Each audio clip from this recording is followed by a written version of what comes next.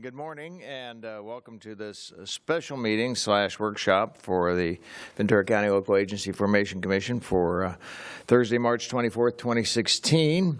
I'll call this meeting to order, and would you please rise, join me in our salute to the flag. Hand over your heart. Ready, begin. I pledge allegiance to the flag of the United States of America and to the republic for which it stands, one nation under God, indivisible, with liberty and justice for all.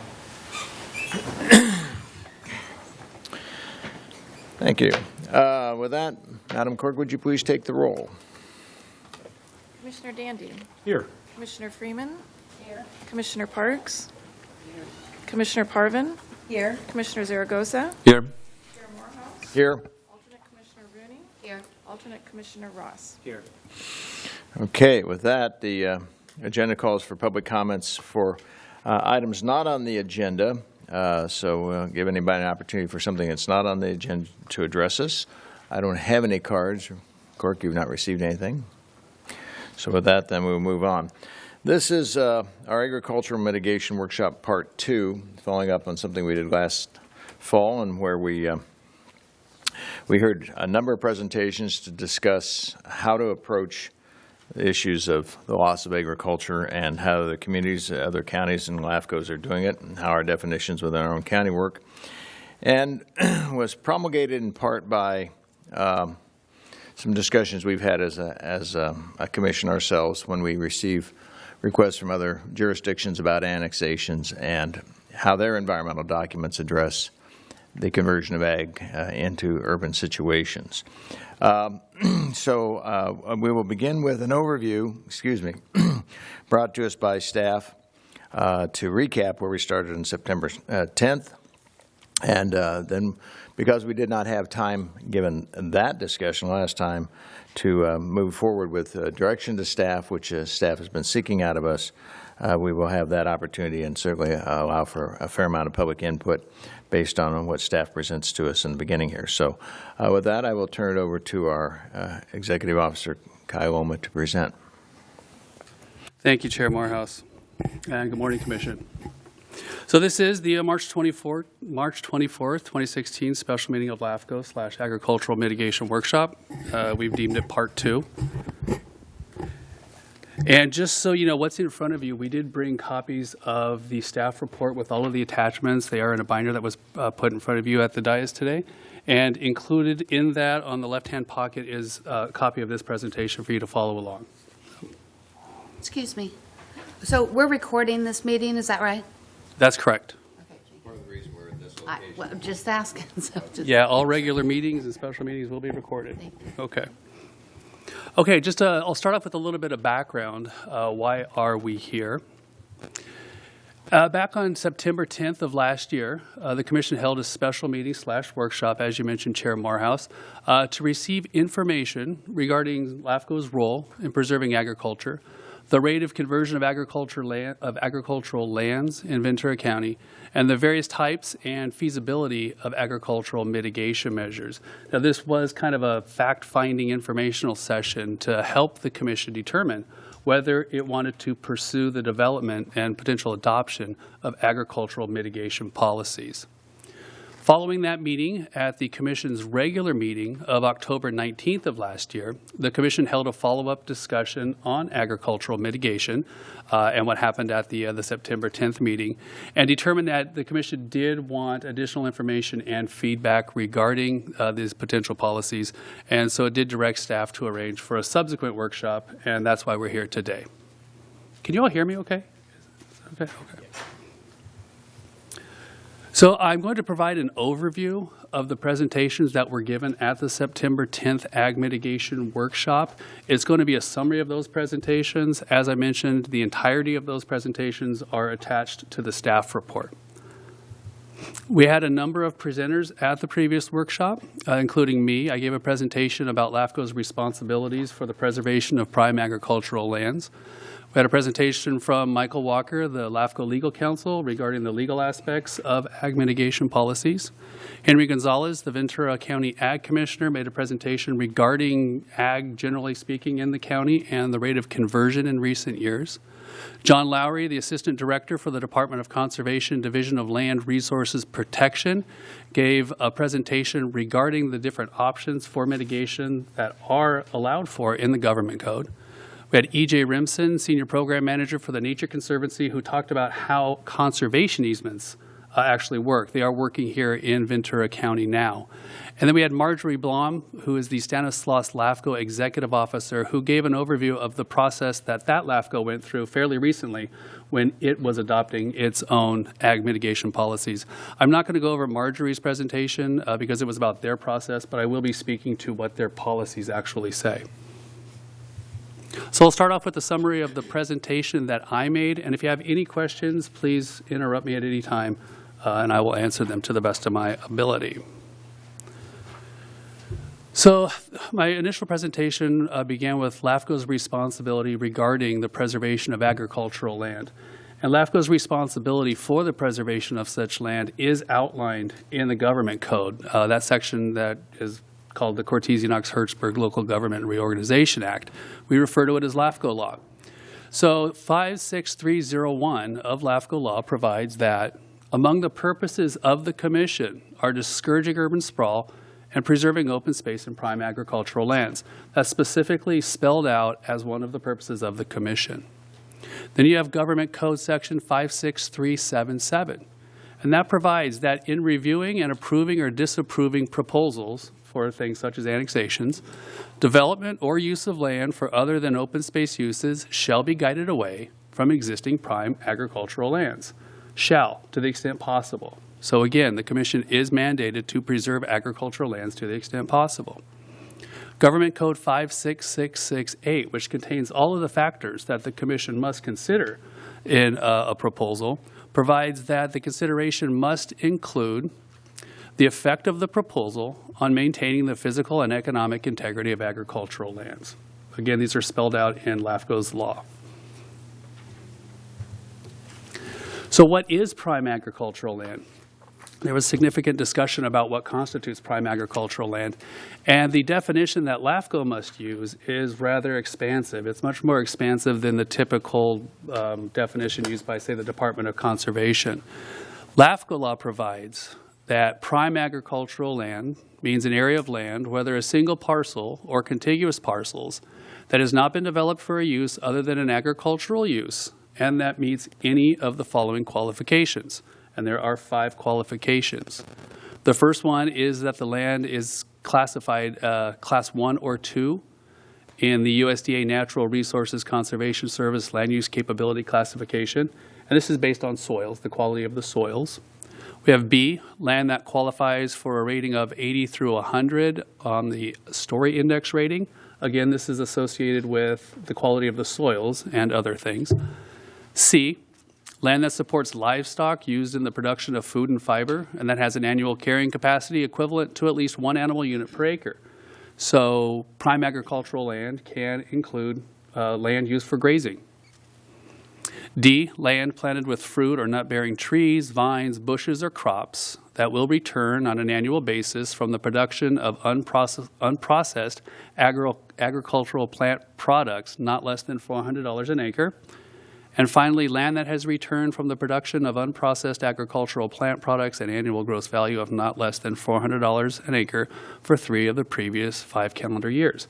So prime agricultural land can be based on income of the property owner from the crops being grown. So given this rather expansive definition of agricultural land, where's the prime agricultural land in Ventura County? Well, it can be anywhere. It can be any undeveloped territory, and that can qualify as prime agricultural land. It can be any size. There's no minimum parcel size or size of an area that that is identified in the government code. It can be within any jurisdiction. It can be within a city. It can be within an unincorporated area. It can be within a special district. It still can meet the definition of prime agricultural land. It can be any use as long as it's not currently developed. It can be vacant land, it can be land used for agriculture or not. Again, it can still qualify as prime agricultural land from LAFCo's perspective. It can have any zoning or general plan designation. It can be zoned commercial and still be considered prime agricultural land. So there's really no way to map prime agricultural land. There's no way to determine specifically where it is throughout the county. It really is determined on a case-by-case basis of proposals that would come before LAFCo. Kai, a question regarding any size. I read something recently, and I think it may have been in the Sustain BC proposal, that minimum size be 40 acres. Is that something in that proposal, or is that something that's part of? That's part of. My question is minimum size. I read something recently that 40 acres would be a minimum size of an ag parcel. Am I off base on that, or? No, that's correct, but that's the minimum parcel size that the county would allow for a subdivision of agricultural land.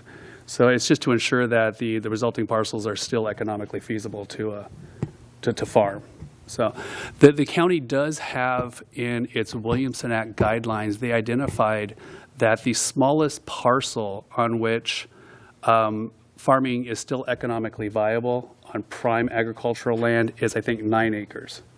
So the commission has used that kind of as a base, that if it's less than 9 acres, it's probably not commercially viable in its considerations of conversion of ag lands. If it's over 9 acres, then usually it is.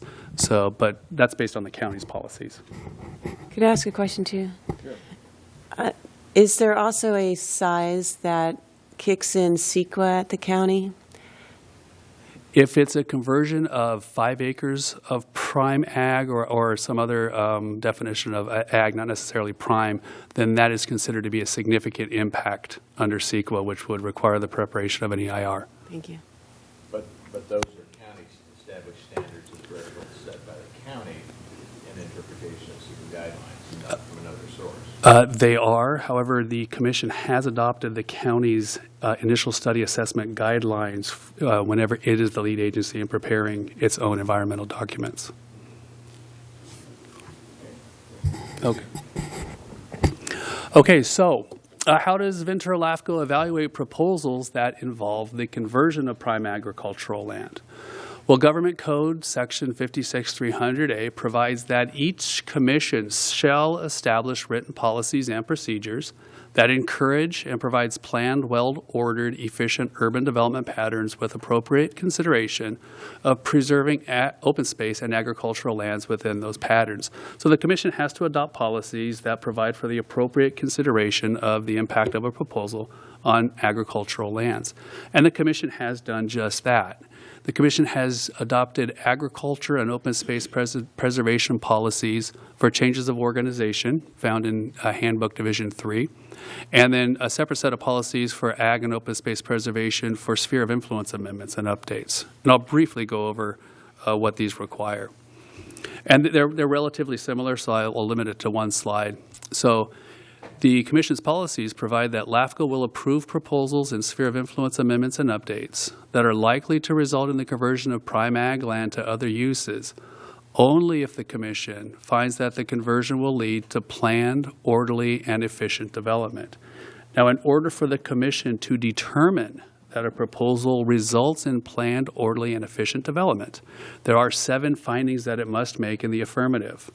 These are that the area is likely to be developed within 5 years, the area is designated and pre-zoned for non-agricultural or open space use, the area is contiguous to other urban areas or lands that have been approved for urban development, there is insufficient non-prime ag land or vacant land within the sphere of influence of that agency, it is not within an area subject to a Greenbelt agreement. It is not subject to voter approval.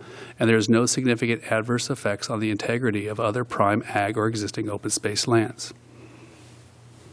Are all of these necessary, or is one sufficient? All of them are necessary. Thank you. Kai, Mr. Chair, LAFCo must approve or will approve?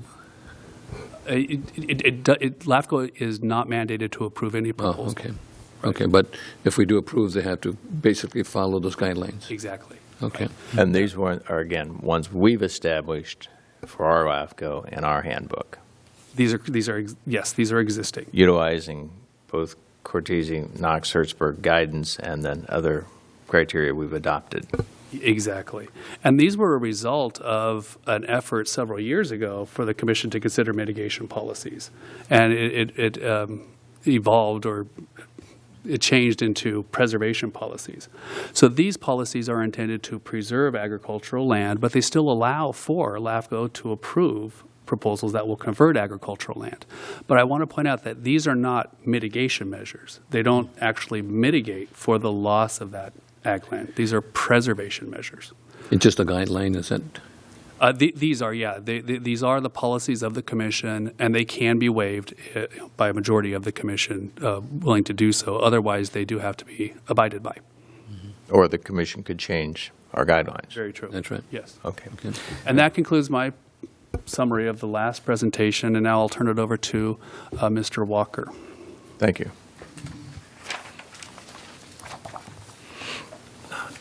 Good morning. As you may recall, I spoke on the issue of the California Environmental Quality Act with respect to the feasible mitigation of the conversion of ag land. And I'll first apologize for having my back to half of you. I'm not used to that. But in order to speak into the microphone, I won't be turning around so everyone can hear me. And as an initial statement, keep in mind that with respect to LAFCO's involvement in the CEQA process with respect to the conversion of ag land, that'll be brought to your commission usually, if not exclusively, when a city comes in with a proposal to annex land. These issues that I'm talking about in CEQA can come up in other contexts, but those would not necessarily involve LAFCO issues or decisions. So with respect to what I presented in September, the general rule under CEQA, the California Environmental Quality Act, is that a public agency should not approve a project if there are feasible mitigation measures available which would substantially lessen the significant environmental effects of that project. And that comes out of CEQA, and it has a key term that I spent some time talking about in September, and that is the term feasible mitigation. And both of those terms, feasible, both of those words, feasible and mitigation, are defined in CEQA. And for your guidance, I'm on page 21 of the packet, for those of you who have a hard copy of it. And with respect to the word mitigation, CEQA defines that in a number of ways, but the one that's pertinent to us here is that mitigation includes compensating for the substantial or the significant environmental impact by replacing resources or environments, or by providing substitute resources or environments. So when we're talking about the conversion of ag land or farmland, as I may refer to it for ease, this is really the type of mitigation that comes into play. And then the adjective that precedes mitigation is the word feasible. And that's also defined in CEQA, or actually in the CEQA guideline, guidelines that the state regulators have adopted. And that definition on page 22 says that feasible means capable of being accomplished in a successful manner within a reasonable period of time. Mr. Chair. Michael, can we go back to the item 21, replacing by providing substitute resources or environment? Sure. Exactly what does that mean? Well, it can mean a lot of different things, but in this context, as I'll come to in a moment, it will refer to agricultural conservation easements or the payment of fees in lieu of those easements. Like a one-to-one or a payment for? It could potentially be that. And of course, in the agricultural context, once ag land is converted, there's not a way to create more ag land. So, mitigation often means, well, we will actually be able to completely mitigate that effect by doing something else. Well, that's practically impossible. If you convert ag land, that ag land's gone. You're reducing the available stock by that amount. So one-to-one or a monetary. Correct. And so the mitigation, in this sense, as I'll talk about, isn't a complete mitigation. It's just preserving what may be some existing ag land so that it won't be converted down the line. It, of course, doesn't actually replace that. Okay. So that's the idea that this definition is getting to here, that there may be some way to compensate for the environmental impact. Okay. Thank you. And then, going back to the definition of feasible, the definition also mentions some factors that should be taken into account. And those include economic, environmental, legal, social, and technological factors. And I spent some time in September going over the existing case law, the Court of Appeal opinions, that deal with the conversion of ag land in the CEQA context. And those cases focused on the economic factor with respect to the conversion of ag land. Those cases really didn't address any other factor in any depth. Now, as Commissioner Zaragoza just brought me to, as I talked about in September, there are a couple of feasible mitigation measures that are talked about in the ag conversion context. And I went through those two, which I'll go through briefly here in a minute. There's also a third that I mentioned, and I can mention that one very briefly, and that's the no project alternative. In the CEQA process, usually a no project alternative is considered. And obviously, if the project doesn't occur, there's no conversion of ag land. That is the only way, I suppose, where there can be complete mitigation. The project just does not go forward. But absent that, the two mitigation measures that are discussed in the case law for the conversion of ag land are these agricultural conservation easements, or ACEs, ACE, or the fees that are paid in lieu of agricultural conservation easements. And an agricultural conservation easement means really it's an easement deed. Usually, it can be by some other legal instrument that places a limitation in perpetuity, forever, over land. The purpose of which is to retain that land predominantly in its existing state. In the context of what we're talking about, that would be in its agricultural state. That obviously requires the consent or cooperation of the landowner, who is going to allow that easement to be placed on his, her, or its land, and lock the use of that land in perpetuity for agricultural purposes. The other alternative is for the proponent of the project to pay a fee in lieu of actually acquiring agricultural compensation easements. And it's defined in a context outside of CEQA in the Civil Code and the Public Resources Code as a fee paid to an organization that has as its primary purpose the preservation of land in its agricultural use, or has among its purposes the conservation of agricultural lands. So those are the two primary ways that conversion of ag land can be mitigated. As I mentioned a moment ago, it doesn't actually fully mitigate the loss of ag land. The cases that I talked about in September, there were 5 of them, kind of developed what these things mean in the CEQA context. And I came, if you look on page 25, I posed two issues that are out there for proponents of projects that may result in the conversion of ag land to consider when they're going through the CEQA process. The first is, in the CEQA process, to what extent should or must a public agency consider an ACE or an in lieu fee to mitigate the conversion of farmland. And the second is really the same question with only one word changed, and that is the extent to which the agency should or must adopt an ACE or an in lieu fee.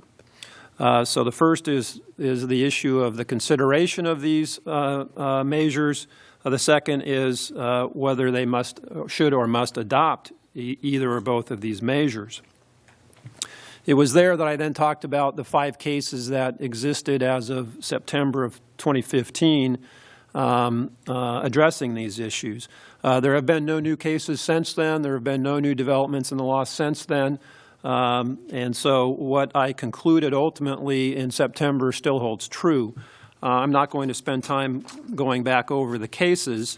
I'll just jump to the punchline, which is up on the screen here. It's also on page 37 of the materials. And so with respect to that first question of the consideration of ACEs or in lieu fees, the cases direct us that under CEQA, excuse me, my voice is cracking, under CEQA, a lead agency must consider agricultural conservation easements and in lieu fees as potential mitigation measures for a project involving the direct loss of farmland. This isn't stated directly in CEQA. This is the outcome of the cases that I went through in September. The related to that is with respect to in lieu fees, under CEQA, a lead agency's lack of a comprehensive farmland mitigation program is immaterial to the feasibility of in lieu fees as a potential mitigation measure. And as you may recall, there was one case in which the city in the CEQA process did not consider in lieu fees because it did not have a program, and so therefore said there's nothing for us to consider. And the court said that's wrong. The city still needed to consider that, needed to see what other programs may be out there to which an in lieu fee might be appropriate. So the fact that a city itself may not have a program doesn't mean that it should not consider in lieu fees. But then coming to the issue of whether the public agency must adopt either of these mitigation measures, the case is said that under CEQA, a lead agency is not necessarily required to adopt either of these measures. They're required to consider them. However, as I mentioned earlier, the economic feasibility will be the key consideration, at least based on the cases, as to whether an ACE or an in lieu fee is feasible. And then finally, as I've already said a couple of times, ACEs or in lieu fees, in the best case scenario, will only partially mitigate the conversion of farmland, and the cases recognize that. So with that, that's the conclusion of my update. Thank you, Mr. Walker. I'll go with questions for him. Let me begin with one myself, though, and that's the one staring us in the face, I think, and the lead of every one of your paragraphs is, at least the first 3, is a lead agency. In our capacity as LAFCo, we are an entity that's created to look at primarily annexations or district formations or dissolutions, et cetera. But we seldom serve as the lead agency. The lead agency is the entity petitioning us for that creation or that annexation. Is that generally the case? That is correct, yes.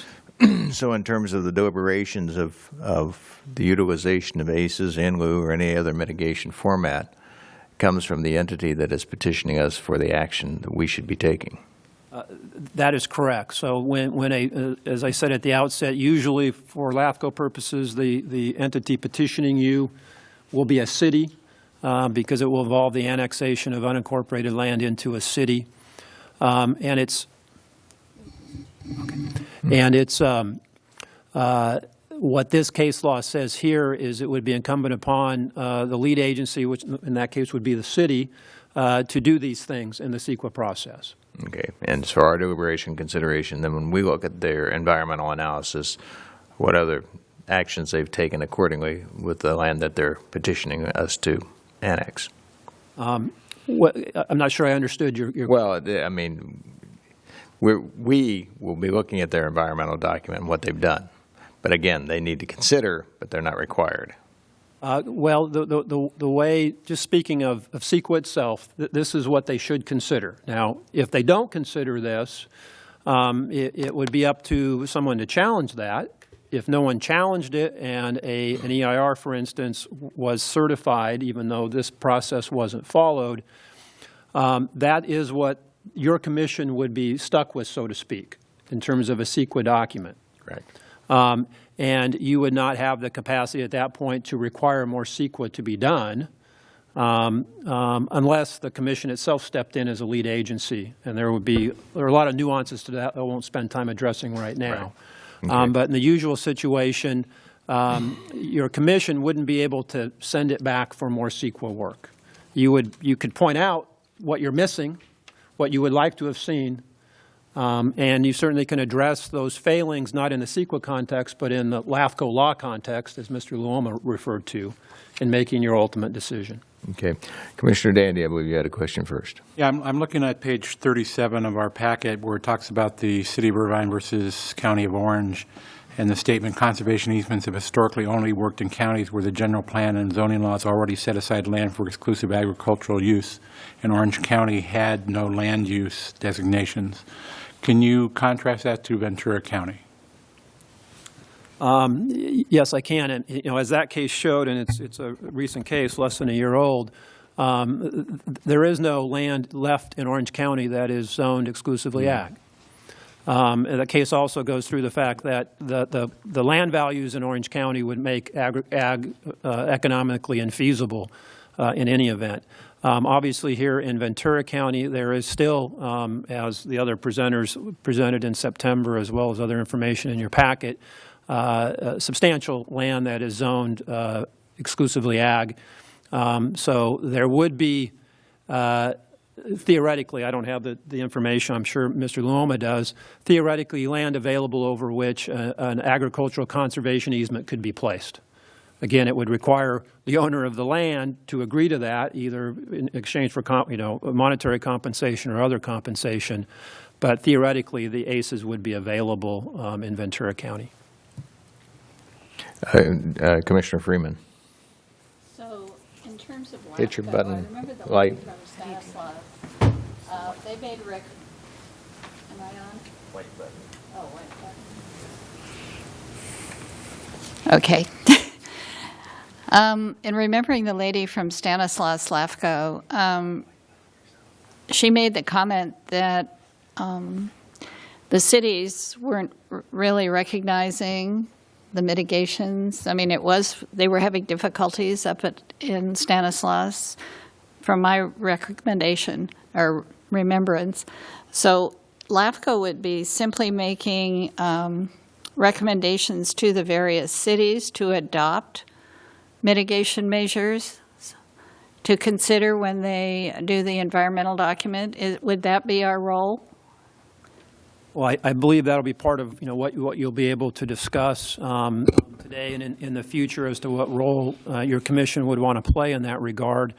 It is important to keep in mind that your commission wouldn't have the authority to impose upon the cities requirements of what they do in their CEQA documents. However, you certainly, the commission certainly could adopt guidelines as to what the commission would like to see when someone presents an annexation proposal to it that might call for the conversion of ag land. You couldn't require that actually in the CEQA document, but you could certainly set that as a guideline and let the cities know ahead of time what your commission would like to see when it comes through for your consideration. Mr. Chair. Yeah. Michael, on the page 37, it says that at best ACES or in lieu fees will only partially mitigate the conversion of farmland. Can you give us an example of that? Well, that's intended to show that there are only so many acres in the Like the Orange County? in the county. There are only so many acres in the county. If you take 10 acres out of production, by development, those 10 acres are gone.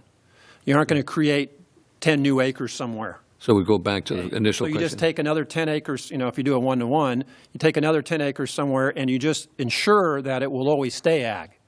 it usually is already acting as ag, so it's not 10 new acres of ag. But it preserves those 10 in perpetuity as ag land. So that's the idea, that it doesn't actually replace these 10. So partially, you see. So it partially mitigates it by at least saying we're going to protect these 10 from forever being converted. So there's been a partial mitigation of the loss of this ag land. So we go back to the initial one-to-one or fee mitigation. Okay. Correct. All right. Commissioner I Parks. have a question. If we receive a CEQA document for loss of ag land that does not consider mitigation measures, from a CEQA perspective, would that be legally insufficient? And the why I ask this is because, while we can't require the lead agency to change the CEQA document, if we approve it and it is challenged, the lead agency, I would think, would be sued, as well as LAFCo, for approving the document, or at least using that document for our approval. So I think it may put us in a liability situation if we don't make an effort to see that mitigation is considered. Would you say that's accurate? Well, it's a complex issue that you're raising in terms of a legal liability. If a city were to adopt an environmental impact report that failed to do this, there's a time period to legally challenge that. And if that time period expires without it being legally challenged, it's set. Then when it comes to your commission actually would not have to make any CEQA decision if you were going to reject the proposal. So the CEQA decision by your commission would only come up if you're actually going to approve in some fashion the proposal. And with respect to that, your commission's role in the CEQA process is limited by what your authority is under the law. And since your authority under the law does not allow you to make land use decisions, that part of the underlying EIR is not within your control. So while your approval of the EIR could be subject to attack, that attack would have to be limited to those items that were within your commission's authority. And that would not include these elements, because your commission is precluded from making decisions that directly impact land use. We do have the decision to not approve it until they fix the document. We could just reject it because it doesn't consider feasible mitigation measures, which is a requirement of CEQA. And then the lead agency has the option to correct their document or not. Probably the way that would be done under LAFCo law is your commission would determine that you cannot approve the proposal under LAFCO law, not because of a failure in CEQA, but because you don't have this, you kind of remove the LAFCO label to this and say, we don't have this information from you, whether it's under CEQA or otherwise. And therefore, if the commission were to so decide, we're going to reject your proposal. However, the commission could also say, if these things were addressed, then perhaps we could reconsider your proposal. I don't want to use a reconsider. We could consider another proposal that addresses these. And then it would go back to the proponent to decide, do they want to reopen CEQA? Do they want to alter their proposal in some fashion?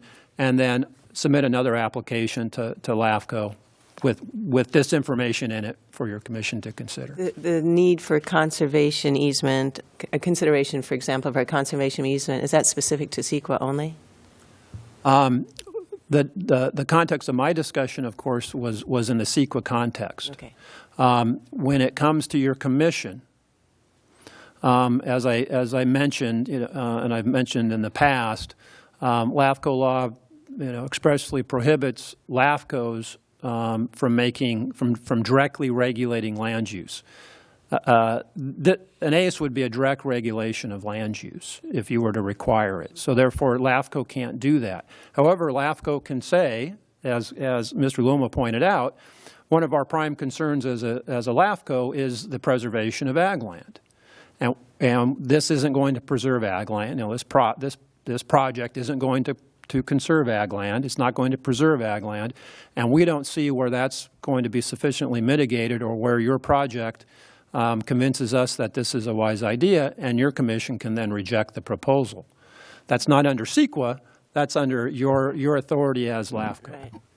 And I'm just looking at seeing is considered, I'm not adopt. They don't have to do it, but they have to consider it. And I think that's kind of what brought us here. We'll come full circle because, for the benefit of all of us and those who've come today to recover some of this material, so we will know the point of starting that deliberation. But those are perfect questions to ask at this time with the legal presentation.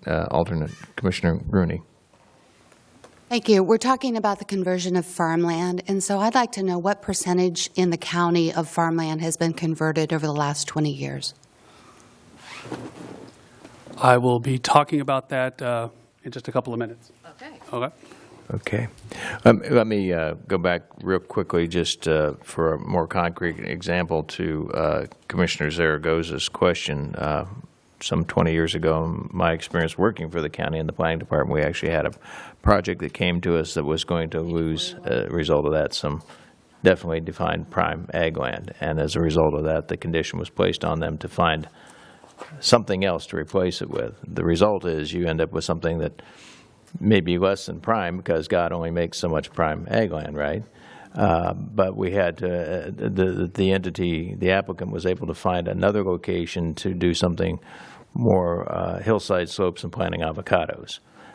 So it's doable, but again, once prime farmland is gone, prime farmland is gone. They're not making any more Oxnard plains for millions of years.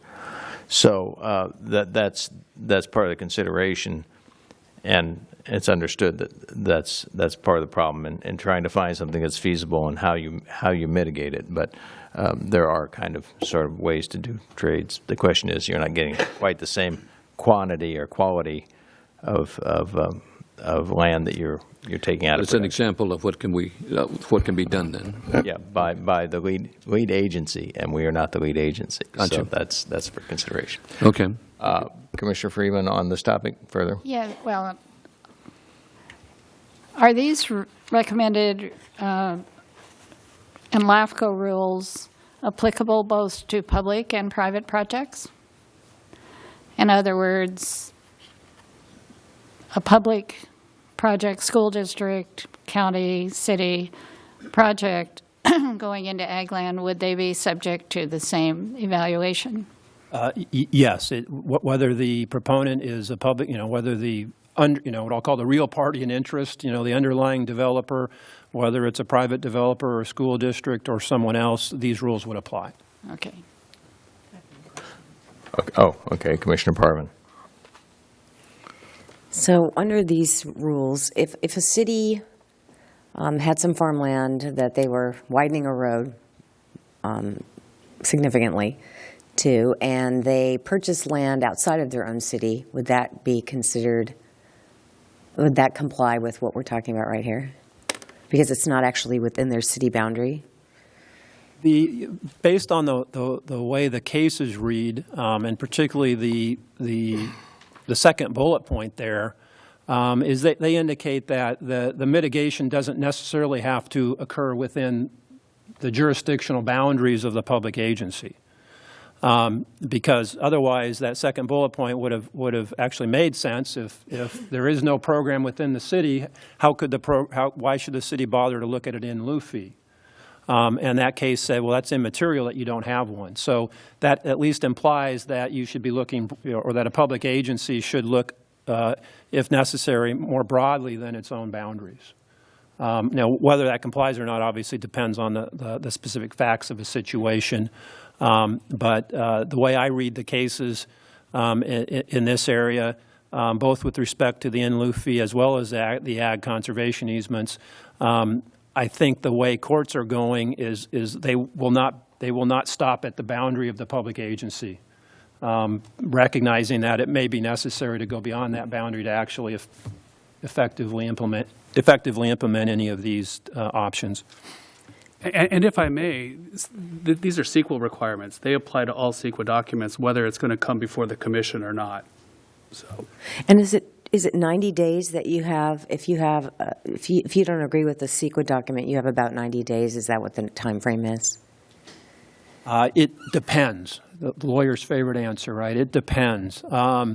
It's anywhere from 30 to 180 days, depending on what does or doesn't happen in the CEQA process. And by the time it reaches LAFCo, that period will be over? In For challenging. all cases, if not all cases, 99.99% of the cases, yes. Yeah, yeah, because they should come to us with all their actions. The local jurisdiction's actions should be completed before it comes to us. Commissioner Parks. I mean, I note that when the Conejo Creek development was being reviewed, that the state actually stepped in and found that there are 3 entities, at least in Ventura County, that can take ag easements, and I would imagine in lieu fees too. So it's good to know that we have that availability here. Okay, for the sake of time, whose turn it is next? Mr. Woma? The rest of the presentations will be mine. Okay. Okay. So we also heard from Henry Gonzalez, who is the Ventura County Agricultural Commissioner. And Henry made a presentation just kind of regarding the state of agriculture in the county and also about the rate of conversion of that ag. Henry he concluded that the rate of conversion of ag in the unincorporated areas was generally not too significant. And he attributed these to a number of policies, if you will, that are intended to preserve agriculture throughout the county. Now, he did refer to these as mitigation measures. However, LAFCo staff would refer to these more as preservation measures because these are intended to preserve agriculture. And I'll briefly talk a little bit about each of these. He cited the Ventura County General Plan, which does contain a number of policies that are intended to preserve agriculture. These are the minimum parcel sizes, the general plan designations for agriculture, the limitations on uses that are not associated with agriculture in those general plan designations. Then he cited LAFCo policies, and again, I talked about those, which again are to preserve ag, and ag conversions should be directed towards cities. There's the right to farm ordinance in the unincorporated county area, and this basically ensures that farmers are protected from complaints from adjacent uses. So the farmers have a right to farm free of those complaints. You have the SOAR ordinances, the Save Open Space and Agricultural Resources ordinances, which generally require that in order for a city or the county to change the general plan designation from agriculture to an urban use, it does require a vote of either the county voters or that city's voters. You have the guidelines for orderly development. These were adopted by the cities, the county, and LAFCo, and this generally requires that urban development be guided towards cities or existing communities within the county, again, in an attempt to reduce the conversion of ag. You have the California Land Conservation Act. This is a state program that does provide tax benefits to farmers who agree to keep their land in agricultural production for a minimum of 10 years. You have mitigated negative declarations, and again, this is under CEQA. These are an environmental evaluation of impacts of a project, including the conversion of ag, and those mitigations can include some type of preservation of ag or ag buffers, that kind of thing.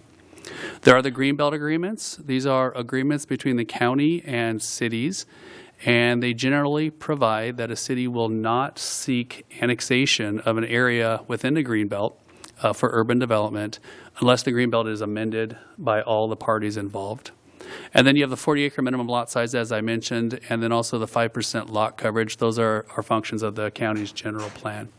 Now, I want to point out that we would consider these preservation measures as opposed to mitigation measures because they do allow for the conversion of agriculture. I mean, our LAFCO policies, like I said, they are intended to preserve, but they do allow for the conversion. SOAR ordinances, they do allow for conversion with the public vote. Guidelines for orderly development, again, that's guiding development toward the cities, but that development can be on agricultural land. The California Land Conservation Act, those contracts can be non-renewed and run out, and a farmer can seek development.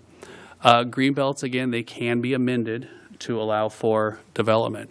So, Mr. Chairman, on the green belts, is that just a handshake or is that an ordinance now between the city? those are, they initially started as resolutions shared. As a resolution, Most of them have been changed into ordinances. They have been changed to ordinances now? Yes. Okay. Yes. And the way we view those green belts, LAFCo staff, is that the parties to the green belt, say between Oxnard, Camarillo, and the county, if Oxnard wanted to annex an area within that green belt, then each of those agencies, the legislative body, would have to take an action to amend that green belt. We have to agree on allow that. for it. Right, Yeah. right. So these measures do go, I mean, they really are effective in large part in preserving ag. They do allow for the conversion of ag, and that it's that conversion that the mitigation would apply to, mitigation measures. So any questions on? Questions?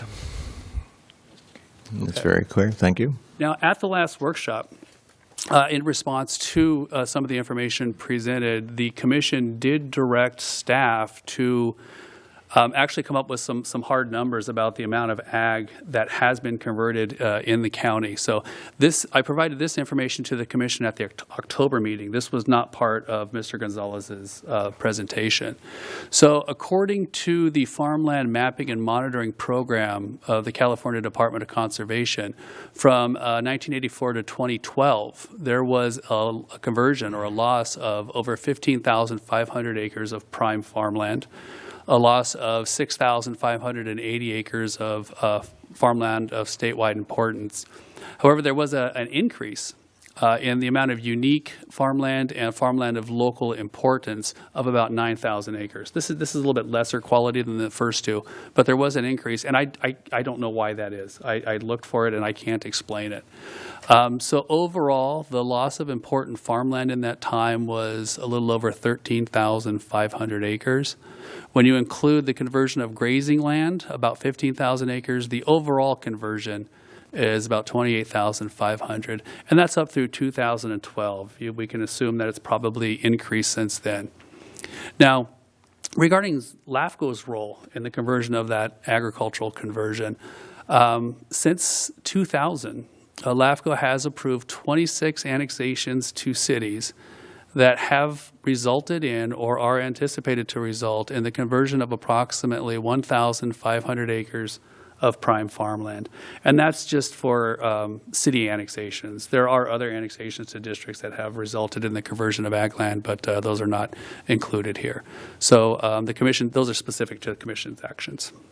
Any questions? Yeah, you just orally said 1,500, but you show 1,350. Oh, I'm sorry. Okay. 1350. Okay, I just wanted to get clarification. Second is that if memory serves, in September we had a fair amount of discussion because of these discrete distinctions that are given: prime, statewide importance, unique, local importance. There are different criteria for those. Do we utilize all of those criteria when we're looking at it? Do we trust the lead agency, which is doing an environmental analysis, what they're describing?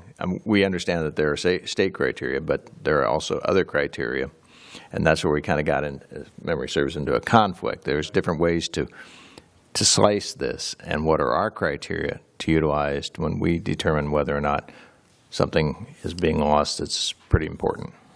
Well, our criteria goes back to those 5 criteria that I mentioned earlier, whether it's the Story Index rating, the USDA rating. That determines whether it's agricultural land under LAFCo. What typically happens is that the cities will use the definition of prime farmland that the Department of Conservation uses. So if the city considers it prime, nearly, in my experience, it has been 100% of the time. When the city considers it prime under these, the Department of Conservation's definition, it also meets at least one of the definitions under LAFCO law. So we ensure that it at least has met one of those definitions under LAFCO law, and typically the definition used by the cities will encapsulate LAFCO's definition. Does that make sense? Did I explain that okay? Typically, prime farmland under the Department of Conservation will be also prime farmland under LAFCO's definition. Okay. Any other questions, Commissioners? Commissioner The Ross? ag land conversion, this is for the state of California? Mhm. Do we have, That's for the county. this is for I'm the sorry, county? Yeah, using the definition that applies throughout the state. Okay. Other questions, Commissioner Dandy? Yes, Kai, just to try and answer Commissioner Rooney's question, if we look at page 42 on the impact of agriculture, there's a figure of 190,000 acres of cropland. If cropland and prime are the same, you would add the 15,500 back in, about 206,000, divide that into the 15,568, and you get about 7.6% has been reduced over the last approximately 30 years. Yeah, I would agree. Okay. Alderman Commissioner Rumi? Thank you. At the last meeting, Mr. Gonzalez talked about the need for a policy like this, and saying that the permits that are currently being issued by the county don't indicate that there's a need for any additional preservation measures, as you call them. And so I'm wondering, did you look into what the county's permits that are being issued as far as ministerial and also discretionary permits to see if that is indeed valid? No, I did not look into the amount of ag being converted in the unincorporated county. Typically, LAFCo actions, when it includes an annexation into a city, the county loses jurisdiction, so the county won't be approving any building permits or discretionary activity to result in the conversion of that ag land. So that wouldn't be it wouldn't be part of any evaluation of the permits that were issued by the county. So for instance, the 1,350 acres that LAFCo has approved, none of that would show up in county permits. Those would all be approved by cities. Which I agree is important, that any loss is important. And, but again, let's not forget our role as LAFCO. If it's not an annexation issue, but the county doesn't incorporate areas, the county's business, so. Right. These policies would apply only to LAFCO actions. They wouldn't be applicable to the county's conversion or, city approving the conversion within the boundaries. This is specific to LAFCO's actions. These would, if the commission did develop policies, they would only apply to LAFCO's approvals. And by the same token, you don't have what the cities are doing in Clearly. That's Oxnard, correct. Camarillo, Ventura, others, Santa Paula, all have within their jurisdictions already areas that are ag, that they are slated for and already approved for doing whatever they're going to do with them. Correct. All right. Commissioner Parvin. A question regarding, and this has come up before at LAFCO, but school districts. We would have no authority over if a school district decided to build a facility on prime farmland. We still wouldn't have the authority, even if we created some mitigation measures for that. Would that be true? Yes and no. It depends on the situation. Take, for instance, the Camarillo High School that the commission considered here. The high school needed to annex into the city to receive services, so that brought it under the commission's purview. And in that regard, then the commission's policies would apply if it had mitigation policies.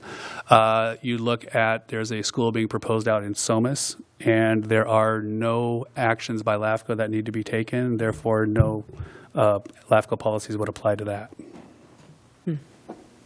Okay. Okay. Other questions on this topic? All right. Okay. Proceed.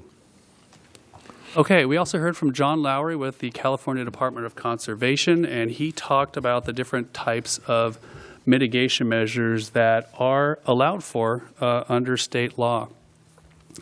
And the sections of the state law that he was talking about are sections 65965 and others within the government code. And he included in his presentation a number of factors that make farmland mitigations effective. So, and these effective farmland mitigations would include really specifying the purpose of the mitigation and providing that purpose in enforceable language. It would provide for mitigation ratios of at least 1-to-1, and also specify the number of acres that are to be preserved as part of the mitigation. It should also be specific about what type of farmland is to be preserved. and any related resources that are necessary for the protection and ongoing use of that land as agriculture, such as irrigation, water. He also talked about that the mitigation measures should specify within what geographical area the preserved land should be located. And it should also clearly specify the responsibilities of government agencies, the project proponent, and the mitigation holder in actually implementing and completing the mitigation. And then it also should discuss any related costs associated with the mitigation to complete that mitigation. And then he did talk a little bit about the actual mitigation methods that are laid out in the government code. And Mr. Walker talked about these for the most part. They are, of course, agricultural conservation easements, agricultural land mitigation banks and credits, the in lieu fees, the fee title, which is outright ownership of the property, and then fee payment or agreement toward future conservation easements or fee title conservation in perpetuity, basically deferring mitigation to some point in the future. And that's just a brief summary of Mr. Lowry's presentation. Any questions? Any questions on the conclusions of this part? Okay. Then we heard from E.J. Rimpson with the Nature Conservancy. The Nature Conservancy does hold some easements in the county, I believe some agricultural easements. And he talked about how they work, how they were actually implemented. And he cited Civil Code 815 and 816, which talks specifically about conservation easements, and Mr. Walker mentioned. Again, agricultural conservation easements have been used in Ventura County. And how do they work? Well, in this case, you use a CEQA lead agency that, it starts off there, that this mitigation is actually required. Then the proponent needs to seek development rights from a willing landowner. And again, this is a voluntary participation of the seller. No one is forced to sell his property's development rights. It's completely voluntary. The price is then negotiated between the two parties. The landowner then sells the development rights, but he or she retains the fee ownership. They actually retain the ownership of the land. They are just selling off the right to develop it. The development rights are then retired, and the landowner can continue to farm the site. He can sell the property, and he can borrow against the property as he did before. And then the ag conservation easement is recorded on the property, and the process is complete. And the easement continues with the sale of or the conveyance of the property? Right. The easement is in perpetuity, forever. Okay. Yes. So you just, perpetuity, you can't lose that? Correct. Okay. Mm-hmm. Mr. Rimpson, he mentioned the benefits to landowners of selling conservation easements. This is a new market for landowners. It's now a commodity that can be sold and revenue gained by a property owner. The property owner can receive cash without any associated debt, and it can solve some estate issues. And he or she would receive the continued benefit from rising land values. So if agricultural land continues to rise, he would also have that benefit of increased value of his property as an agricultural property. Now, the easement holders, they can be land trusts or agricultural conservation organizations, and as Commissioner Parks indicated, there are some here in the county willing to participate. And they do require the developer, typically they will require the developer to provide some type of funds to allow that organization to monitor the easement and provide insurance for it and just otherwise maintain it in perpetuity. So that's a brief summary of Mr. Rimpson's presentation. Are there any questions? Any questions? Okay, seeing none, move on. Okay. So I'm going to talk a little bit about the policies that have been adopted by other LAFCOs throughout the state.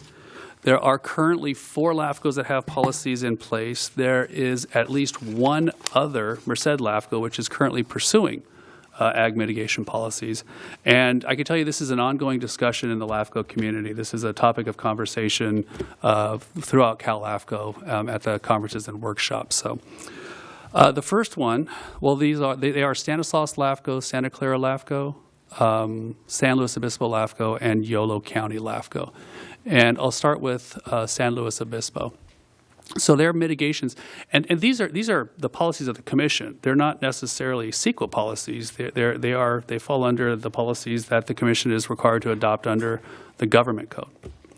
So for SLO's policy, it is triggered, like all of them are, with the annexation of prime agricultural land. That's going to lead to the conversion of that ag land. Now, the mitigation adopted by San Luis Obispo LAFCo is a 1-to-1 mitigation ratio. So for every acre of land to be converted, 1 acre needs to be preserved. And they can be preserved or mitigated in a number of ways through the acquisition and dedication of farmland or development rights and or a conservation easement. It can also be achieved through an in lieu fee or another mechanism, and it could be a combination of the previous two or some other type of mechanism that the proponent would have to propose to LAFCo, but it would have to achieve that 1-to-1 mitigation. Now, the mitigated land, it has to be permanently protected, and it has to be a similar type of farmland, and it has to be located within the county planning area. Now, I talked to the executive officer with San Luis Obispo LAFCo, and he said that they rarely use this policy because they rarely have proposals that are going to convert prime farmland. But he did share with me a fairly recent example of an annexation into the city of San Luis Obispo that did trigger this policy. And it was the annexation of a 28-acre piece of property next to San Luis Obispo. And the developer wanted to put a commercial center on it. Well, knowing that this policy was going to be triggered, the commercial development was developed on only part of the parcel, on about 14 acres. The other 14 acres were then dedicated with an easement, I believe, to keep it in agricultural use in perpetuity. What turned out is the entire 28 acres was annexed to the city, and the 14 acres became community gardens for city residents. So they abided by the 1-to-1 mitigation ratio by preserving half of that property. I'm wondering if the reason why they don't have proposals coming to LAFCo for conversion of farmland in San Luis Obispo is because they just build in the unincorporated area. They don't annex into the cities. That is some of it. And then a lot of the area that does get annexed is hillsides, and it just doesn't meet the definition of prime ag land. I think with us, we have the guidelines for orderly development, which tries to keep everything in the city, and that's why we may have more of those applications. That's a good point, sure. Let me drill down a little bit then. In terms, this is a mitigation that San Luis Obispo LAFCo has adopted as a policy for their consideration on that long list of things that say we think this annexation is a good idea or not. Right. But it's in terms of looking at one of the city's environmental documents would have to have that kind of thing addressed in it for the LAFCo to respect that. I mean, I guess I'm trying to get it. Again, LAFCOs have no land use authority. Right. And we have a tough way of preservation is part of our mandate, but we don't have any way to, how do they enforce this? I mean, that's a tough call, it seems to me. Well, their policy actually says that the land should be. They can't require that it be, but according to their policies, the land should be mitigated. So that can either happen through the CEQA process, or it can happen aside from the CEQA process, that a developer seeking approval from LAFCo agrees to go out and mitigate the loss of that ag land.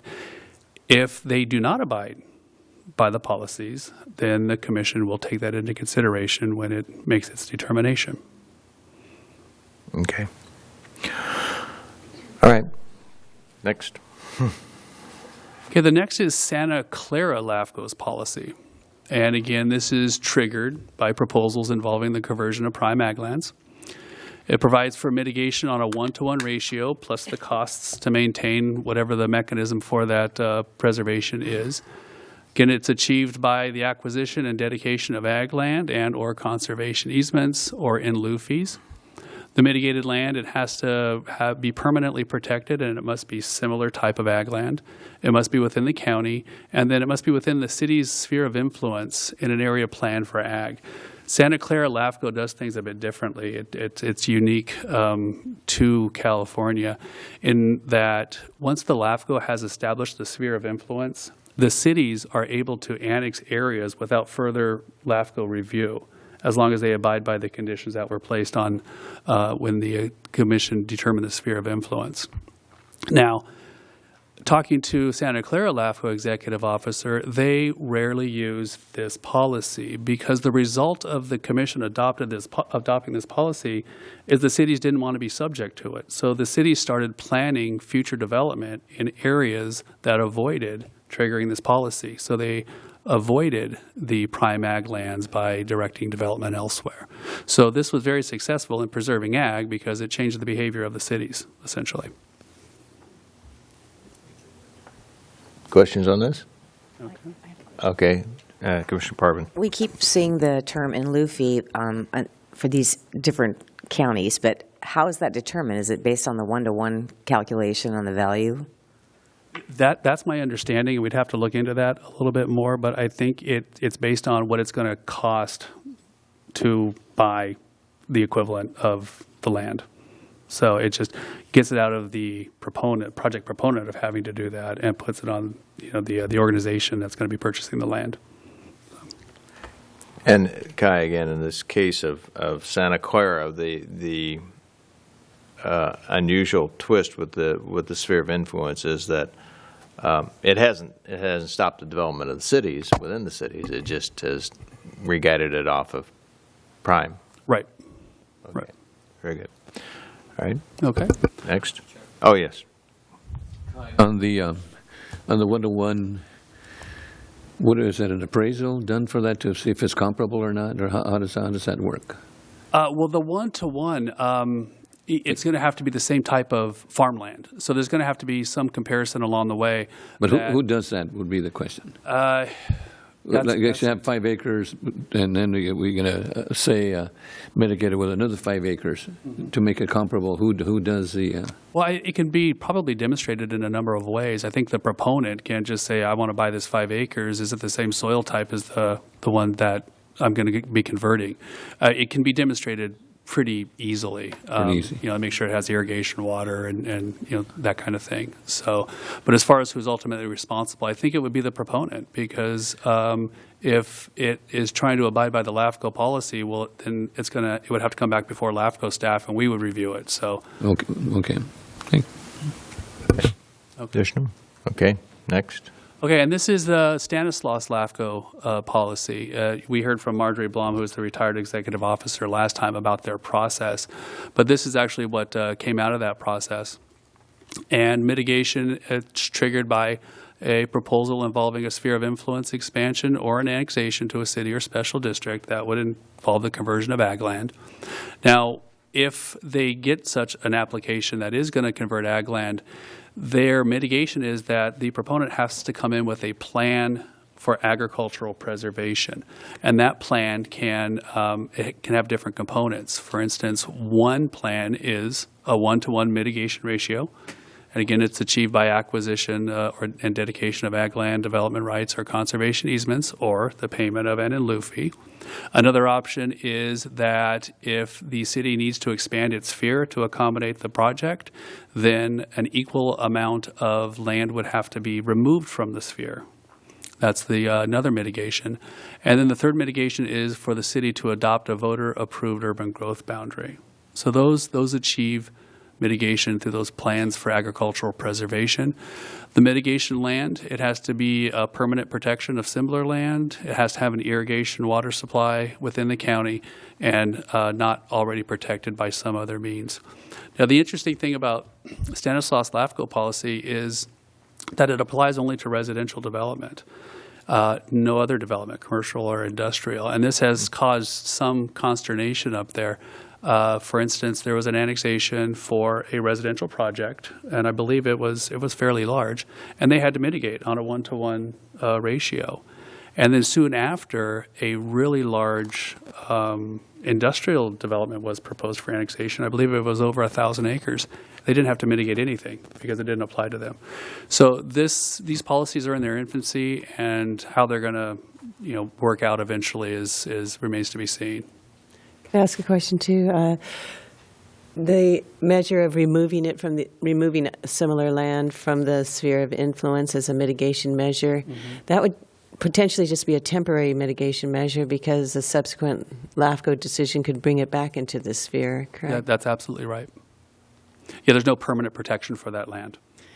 While I had the mic, another question that I thought of. In our county, we do have guidelines that say you should have a buffer if you're going to develop next to an urban area, that you should have a buffer there.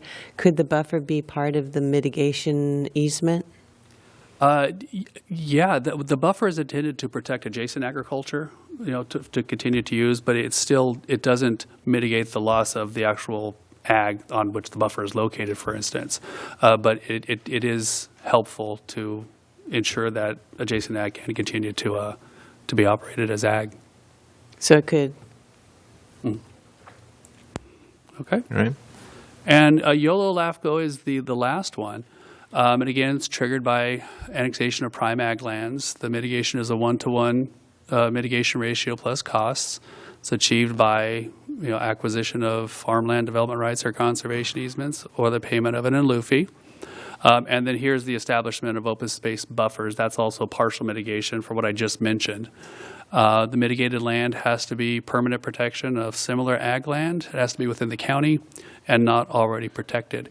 And here again, talking to this executive officer, they rarely use this policy. And the reason for that is because when this policy was originally adopted in 1994, because LAFCO adopted the policy, the county followed up. And the county adopted in 1995 its own ag mitigation policy. And then also in 1995, the city of Davis adopted its own ag mitigation policy. And that was at 1-to-1. It's now at 2-to-1. And soon after that, the city of West Sacramento adopted its own ag mitigation policy. So usually, before a proposal even gets to LAFCO, the land has already been mitigated under the policies adopted by the cities and the county. So that's why they rarely use this policy. And that concludes the summary of all of the presentations, and we'll open to any questions. Okay. In every one of these 4 instances that you provided to us, they all deal with the annexation of prime ag lands, not any lower definitions. No, and that would be prime ag lands as defined by LAFCO law. And refresh my memory, our policy is during annexations, do we only address prime ag lands or other ag lands? For the preservation policies to kick in, it's prime ag land. However, there are considerations for the conversion of just ag land in general. Okay. All right. And that's your conclusion of all your presentations at this point. Are there additional questions of staff at this point? And if the public would like to weigh in, I do need those cards. Yes, Commissioner Freeman? Oh, Freeman first? Okay. So on these policies that these various LAFCOs have adopted, have the cities, the cities have taken different reactions within their own jurisdiction on dealing with the conversion of ag. So the individual jurisdictions not necessarily have adopted the LAFCO policies as part of their review of proposals? Right. Not every jurisdiction would have to, no jurisdiction would have to adopt their own policies. But several chose to do so because they were aware that they would be facing these policies for future annexations. At LAFCO? Right. Okay. Commissioner Parks? I don't think I've ever seen a mitigation measure for loss of ag land for all that farmland that's been lost since 2000. And even farther back, I don't think I've ever seen a mitigation measure implemented. Do you know of any in the county of Ventura? There was mitigation that was proposed and I believe adopted by the city of Santa Paula during the East Area 1 project. However, from LAFCO staff's perspective, we didn't consider it adequate mitigation because it was based on the monetary value of the crops that were on being grown. So though 500 acres were going to be converted, 500 acres elsewhere weren't preserved. the amount of revenue from that 500 acres was preserved elsewhere. So, and that was subject to change. It was subject to, whether there was no crops being grown on that property, then there was no value. So there was a number of concerns regarding it. So we didn't consider it to be adequate mitigation, but I believe the city did. So there's one that we know of in the last 20 years. And it was just based on monetary. It wasn't land. Thank you. I see that our Commissioner Gonzalez has joined us. Could I bring you to the podium for a second, Henry? And ask whether, in response to this immediate last question about what was adequate, is a dollar amount adequate, or how would we evaluate, if something, look for your guidance. My mic on? Yeah. It's on. I think there's a number of considerations that need to be made. One is land farmland if it is not farmed? And I also want to share that there can be, and there has been, the conversion of the creation of new ag land. I think one of the statements was that once it's gone, it's gone. Well, in today's modern agriculture, we use substrates, either on land or in containers, to grow crops. And so we can grow anywhere. We have the sunshine, and really our limiting factor is water. A consideration, I believe, is that fiscally sustainable agriculture is really the best way to protect farmland. Farmers must be able to pay their bills. If they can't pay their bills, what are they going to do?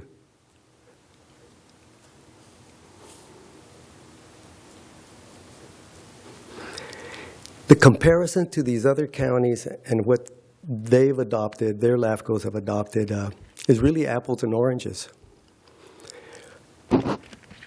It's not really a fair comparison with Ventura County. We have here the most difficult situation to grow because of the high cost of land. And the more we add to that high cost of land, the less able a farmer is to pay his bills. We already have the most challenging situation here. What I believe we should do here, if we really value agriculture and the preservation of ag land, is that we need to help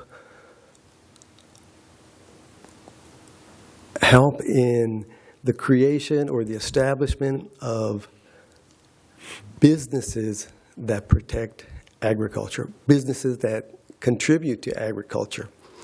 I was at a workshop here a couple of days ago, and one of the graphs that one of the PhDs shared with us showed that labor was, the use of labor in agriculture was like going down.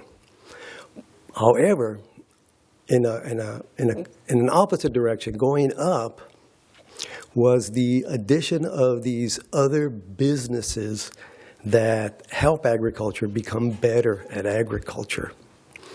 Businesses that provide either a service or a material that enhances the ability to farm.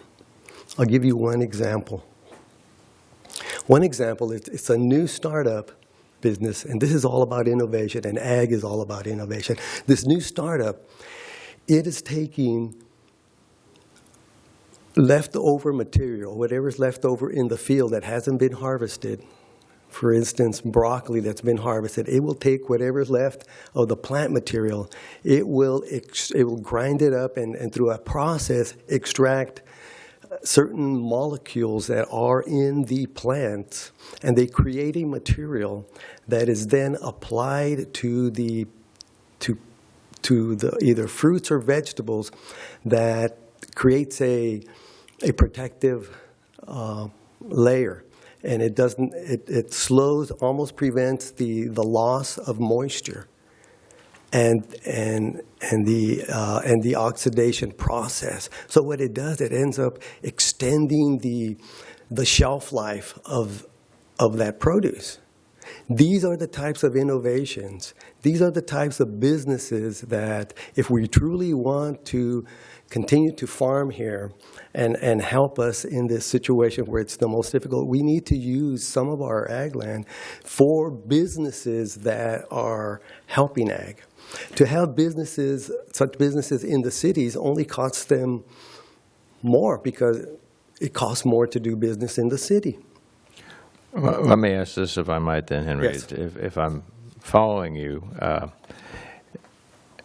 are you suggesting that we shouldn't get too hung up on loss of soils type or even land, perhaps irrigable land, given the fact that ag has to function in an economic environment, and therefore, when we, in our considerations here, look at some jurisdictions' environmental document coming forward, that, again, we shouldn't get hung up on whether it's land that's being converted, because there are other economic factors that keep the agricultural community, the business, viable in a different fashion.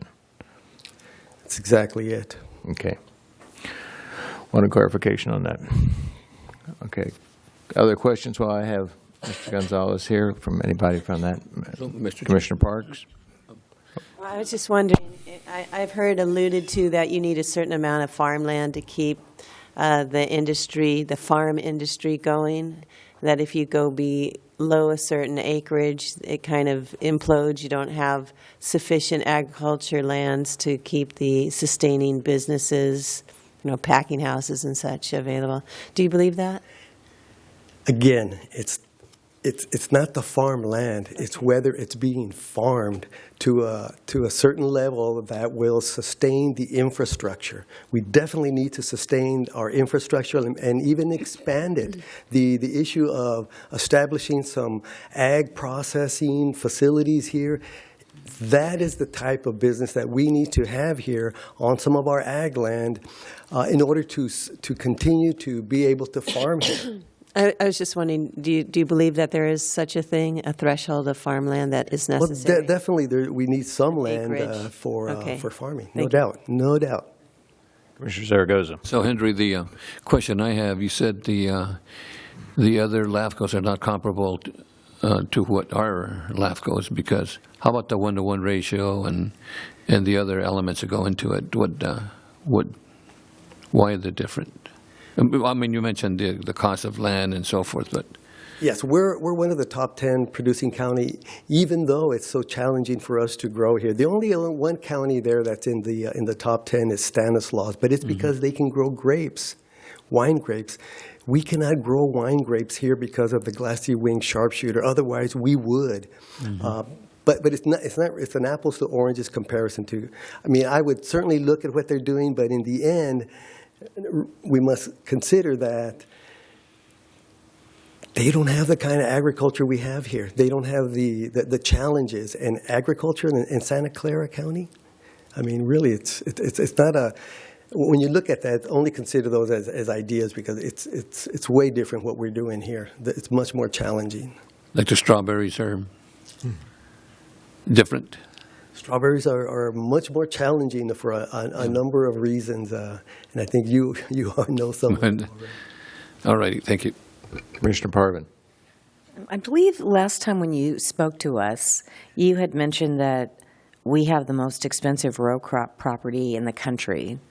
Do you still feel that way, or? Oh, no, it is. Okay, we are. I have it's not my determination. It's documented by people that are experts at assessing the values of land year after year after year, which I track this. Not only are we the most expensive row crop land in the state, I'll bet you in the country and in the world, the most expensive row crop land is right here in Ventura. That's what makes it so much more challenging for us to compete with other places to stay in farming and to be able for the farmer to pay their bills. And I wrote another note down when you spoke last time, which was mitigations are driving these costs up. Would you agree with that? Well, yes. All of these, anytime you add to the cost of something, it it increases.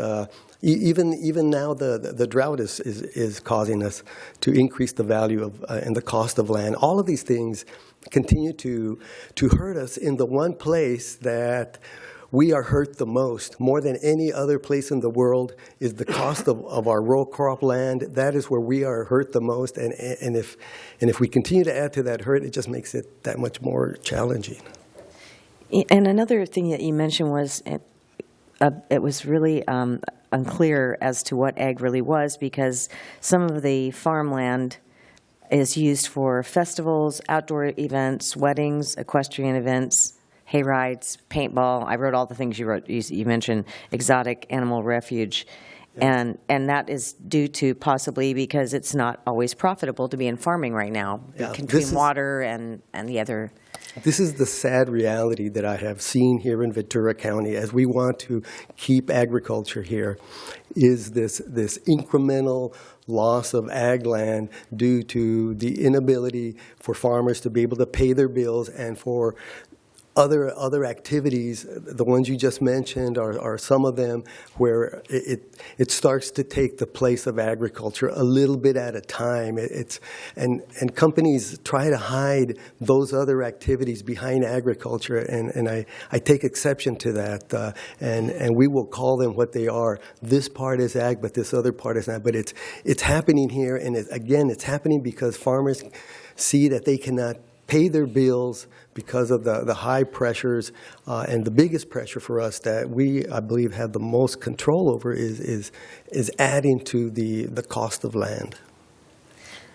I would caution us not to get too far into the weeds, because those kinds of uses, particularly in the unincorporated areas, are issues for the county government to deal with in terms of their regulatory powers. And we're just talking about the challenges, though, of farming. Understood. Kind of fits in here. But again, in our capacity and our role as the LAFCo. So, but that wouldn't be a loss to farmland, though, if you turned it into those kinds of uses. The land would still be there and still be viable when you had funding to bring the water in. It could be converted. Right? It could be converted back to farmland. Anything is possible. Okay. All right. As long as it's not permanently paved over. Commissioner Dandy. My sense of economics wants me to disagree with your statement. If farmland is limited, that it can only be farmland, it takes away, in my sense, some value, which is why there may be some economic gain to the current owners if they were to agree to a 1-to-1 ratio, that it be in perpetuity, remain in ag. And also fallowing of land, in my mind, also devalues the land. So that's, I have to disagree with your statement, and I'm wondering if you might clarify why you see that as adding to the cost. Well, like I said earlier, that allowing some of our ag land to be developed into these businesses that support agriculture, to me, that is a loss that we can sustain because of our real limiting factor in agriculture here in Ventura County. It's not land, it's water. We don't have enough water. So that tells me that there's some land that we can use, develop, and I believe that if we really want to have agriculture here in the county, we should develop those pieces of land into businesses that support agriculture, to make agriculture more viable here, more fiscally sustainable. I follow that. Okay. But it was the earlier statements that implied to me that if you were to fallow land, that raises the cost, and if you have other uses for ag land, such as development, that also increases the cost of land, makes it unaffordable for farming to continue. Yeah, I may not remember which statement you're referring to, but in regards to fallowing of land, that is a practice that farmers employ in order to rejuvenate, so to speak, the soil, to help it rest. I mean, I know in the Bible it said every 7 years. Sort of the same idea. You want to have it rest, and that cover crop that you have when you fallow, that is incorporated back into the soil and adds organic matter and nutritional value to it. So that is done strategically in order to not only enrich the soil, but also to mitigate pest pressure as well. Alternate Commissioner Rooney. Thank you. At the previous workshop, you mentioned that very little land was being converted right now. We heard earlier that about 7.6% had been converted in the last 20 years. So I'm wondering, excuse me? 30 years, 84. 30 years. So 7.6% are the last 30 years. So from 2012 until now, I wonder if you can comment on that, and then, because your comment at the other workshop was very little is being converted now. So if you could address that. Yes, we're not really tracking that very well here in the county, and I did consult with Chris Stevens, who's here in the audience, on that, and he did had some of his staff conduct a review. I also conducted a brief review, and from those reviews, that was our determination that very little is being converted. If you look back at, and I don't remember the year, but there's actually been an increase in farmland. I'm not sure how the Department of Conservation does their mapping. I know they do it with aerial photography, which isn't always that precise. But I can share with you that if you look at our crop report, we report in there the irrigated acres, and now we're reporting not only irrigated acres, but we're also reporting rangeland, which is grazing land primarily. And if you look at those figures, it's actually been increasing. So where there is a loss of some of these categories that the Department of Conservation uses,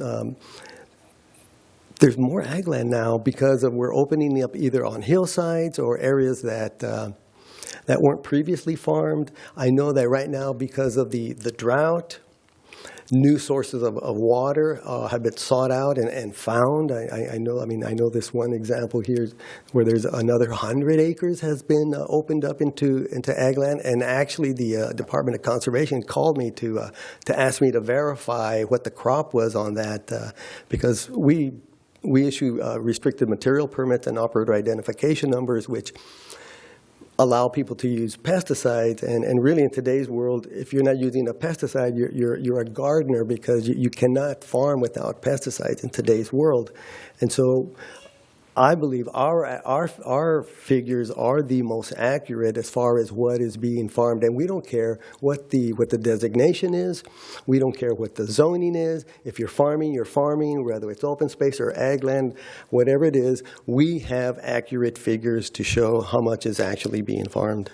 So just to clarify your statement, so you're saying that the 7.6% that's been converted is actually not that high?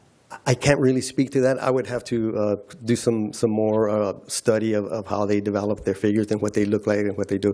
Again, I don't want to be comparing apples with oranges, and I'd have to look at what they're looking at to see where the differences are in our estimations.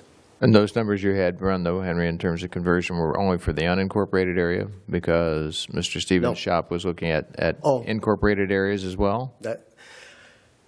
I believe he was only looking at the unincorporated areas, and when I have jurisdiction over the entire county, including the cities, and that, so my permits extend into the cities where that's the case, and of course into the unincorporated areas as well. Yeah, Corey, you have a handle on everybody, but we each have our own jurisdictional responsibilities. Commissioner Parks. So the chart that we had that showed between 1984 and 2012, we've averaged a loss of 556 acres of prime farmland in Ventura County every year, annually. You disagree with that? No, I'm saying that I'd have to look at how they arrived at their. I'm not disagreeing with that. I'm just saying that we may be talking about apples and oranges here, and I really don't know how they've arrived at their numbers, but I do know how we arrive at ours. I'd have to look at what their methodology is, what they consider, what are their definitions, et cetera, in order to how they define. I'm not saying it's not true. No, okay, not at all. So maybe they define prime farmland differently than the Ventura County Ag Commissioner Office does. Well, we don't designate any land as anything but agriculture. That's all we're Okay. considering. Whether somebody else, either LAFCo or the Department of Conservation, defines it differently, that's all fine and dandy for what they're doing. But for what we're doing, we're issuing permits for farming, and so that's what we count. So, and I know one of our charges to look at the preservation of prime farmland specifically.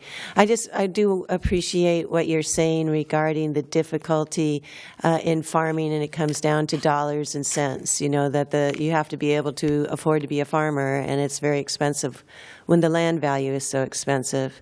And you're concerned that if we put mitigation measures on, it will make it even more difficult. But the mitigation measures really apply to those 556 acres every year that's going away for prime farmland. It's not going into those businesses like food processing. It's going into shopping malls. It's going into housing tracts. And so that's what we're looking at here at LAFCo. But as we consider the idea that we should consider mitigation measures, cities should consider it because it's state law in their environmental documents.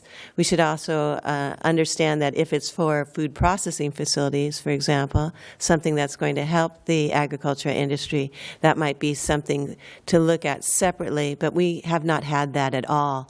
All ours are basically shopping malls, housing tracts, industrial development that precludes the use of farmland and also doesn't assist the farmers in any way. So it may be that the mitigation measures will help to keep the prime farmland from going away at the rate it's going. I would like to see housing development for farm worker housing. That's what we really need. And this is similar to the creation or the development of ag processing facilities. Development for farm worker housing would be the same thing because it helps support agriculture here in the county, and this is the type of businesses that I think that we should allow on some of our limited ag land.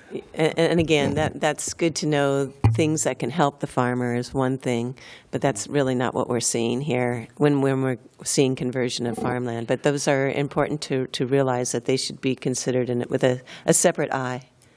Okay. Do anybody have any more specific questions of Mr. Gonzalez and his capacity? Otherwise, I want to shift our orientation up here a little bit. So, finish with Henry. And Mr. Chair, I just want to agree with our Ag Commissioner. We need to protect our farms, and we need to get that farm worker housing and the processing plants, I think, are important for the whole ag industry. So I want to thank you for your information, too. Thank you. Thank you, Henry. Okay, as I see it, and again, the reason for the follow-up, well, actually the first workshop as well as this follow-up one, is we're faced with two issues in LAFCo. The first one is what's our role, what's our authority? And the second one is dealing with the definition of ag as it relates to us and what we think are appropriate mitigations. Have I summarized that appropriately, Mr. Loma, Mr. Walker? Is that basically our purpose and concern up here? That's the two things we're wrestling with. Yeah, those are the things we're wrestling with, and whether the commission wants to pursue the development of these mitigation measures, if at all. Or incorporate in our policies, our guidelines, something to address this beyond what we currently have or alter what we currently have, which is another option. Yeah. Okay. Now, the person who's been most vocal on this, and I don't mean to put her on the spot, but this has been a concern, has come up in several meetings, is Commissioner Parks. So if you would like to articulate what you see as the problem, because that's what we're trying to solve is a problem, what you see as the problem, I'll give you the opportunity to articulate that. Mr. Chair, may I just I'm sorry. put some public input possibly? I'm coming to that. Oh, I'm sorry. I'm Okay. just getting us to define the problem, because before I open it up, I want us to discuss what are we discussing. Very succinctly, the idea that CEQA requires you consider mitigation measures for the loss of farmland. It would be nice if they were considered in the CEQA documents. And so I think, if anything, since our role is to preserve farmland, that's a good message for the cities to know, since they're usually the applicants or the developers to know. They should incorporate that in their environmental documents to consider, not necessarily adopt, but to consider mitigation measures for loss of farmland. And we just aren't seeing that. Okay, and I don't want to put words in your mouth, but to clarify then, again, when entities come to us, particularly cities with annexations, and they bring us an environmental document, on our whole list of things to look at, that it's your belief that sometimes those jurisdictions have been inadequate in addressing mitigation measures to the loss of farmland. Considering. Okay. With that, then, I will go to our public discussion. I'm certainly glad that all of you have sat through this discussion. It's part of our transparency. I know we're kind of a hidden agency at times, but we do affect people's lives and all of the county's lives. And but again, I would like you to focus. I mean, we can go off on all kinds of tangents on ag and everything else. I've been living with that for 25 years myself. I'd like to keep us focused on what it relates to LAFCo, particularly with regards to annexations and how we evaluate environmental documents that come to us. So at this point, I have 4 public speaker cards. Is there anybody else who'd like to submit something? Okay, with that, I will begin, and I will invite up to the podium Lynn Jensen. And I'm, as chair, because you've spent so much time here, and this is an important discussion, I'm certainly open to letting you have at least 5 minutes. So go ahead, Lynn.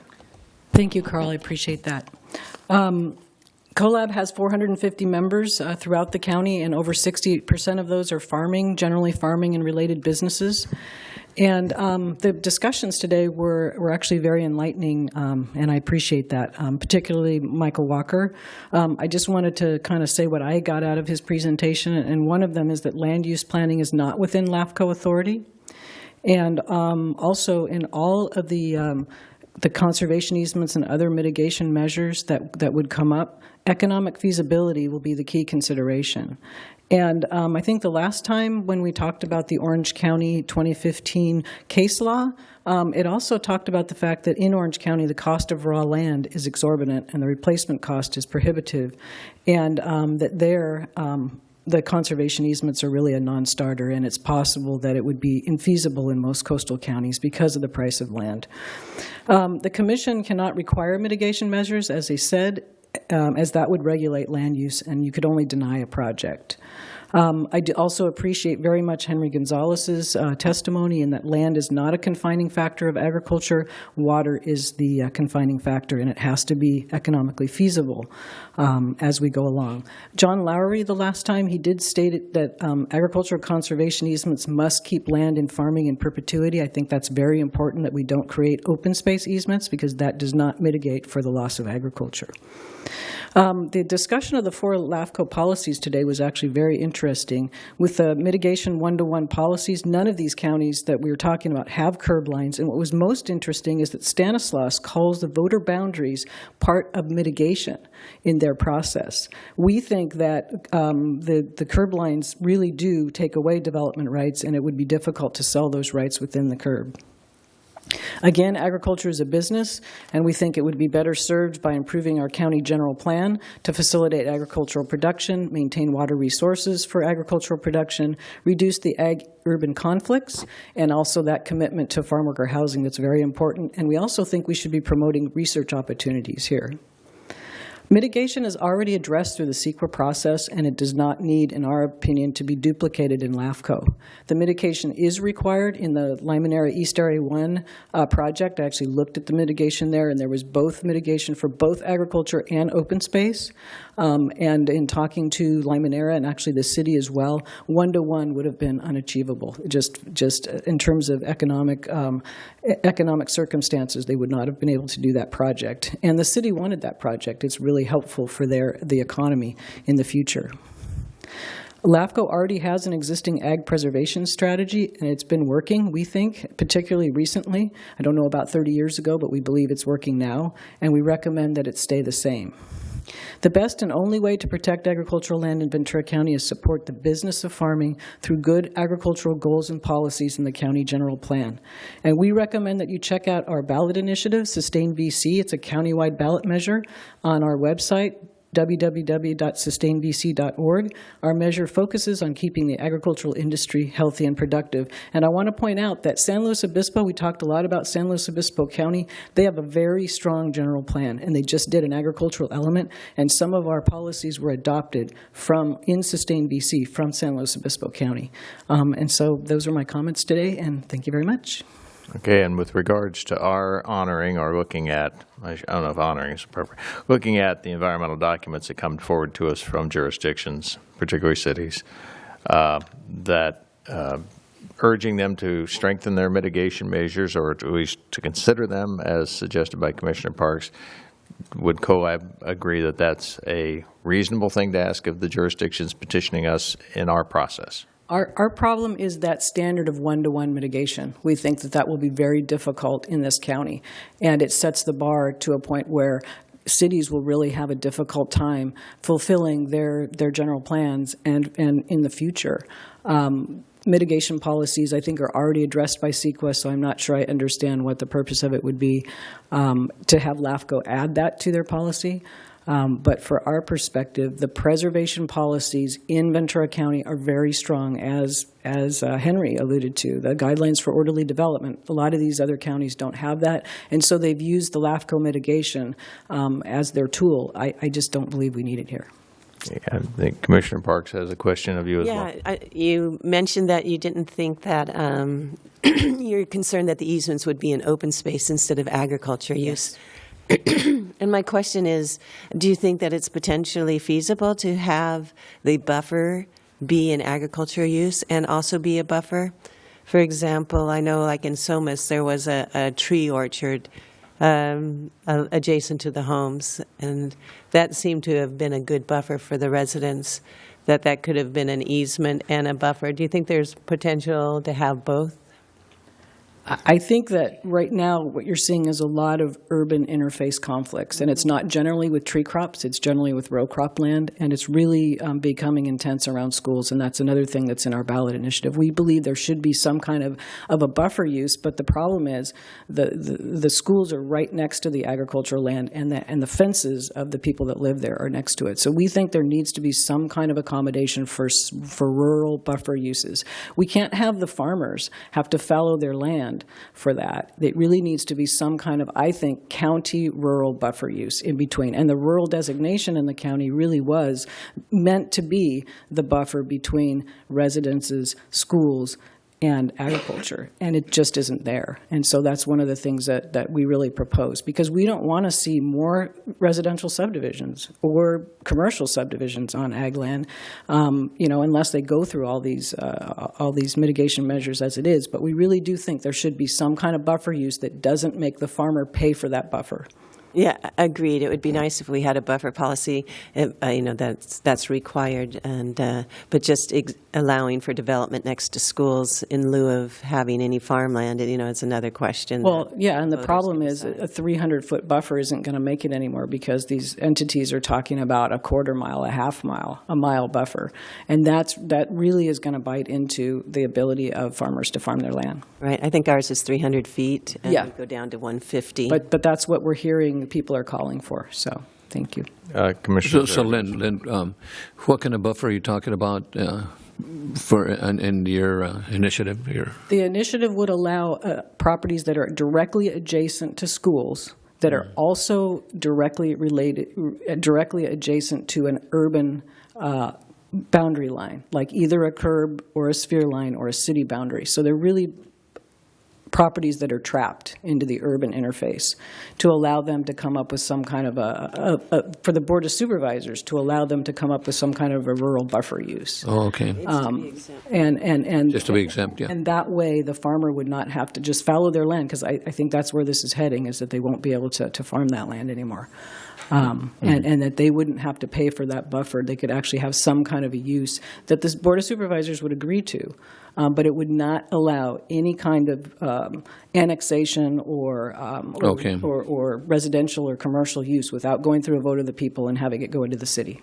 Okay. Again, this is a peripheral conversation, because it's begging questions of county policies, but it also would have to deal with those cities who are contemplating annexation. We've already had the example presented by Mr. Loma here in Camarillo, where there was a school district which was coming in.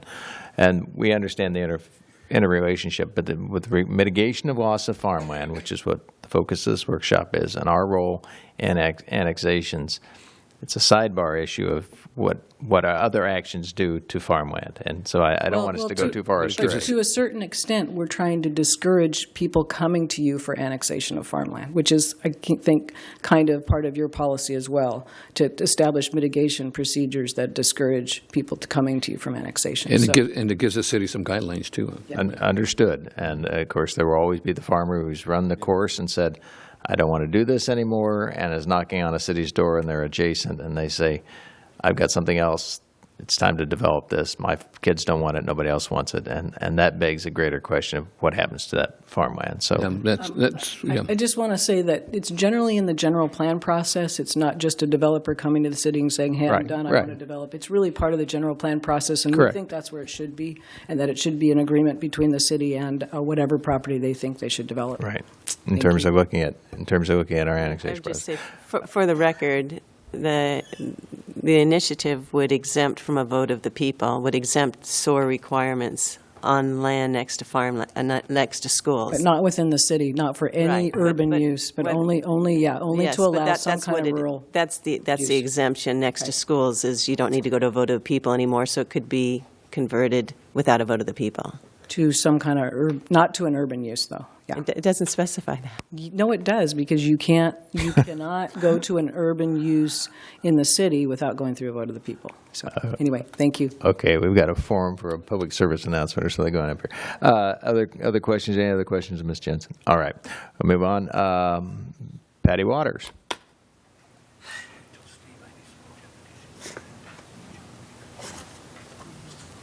My name's Patty Waters, and thank you for letting me speak before you. I'm a farmer.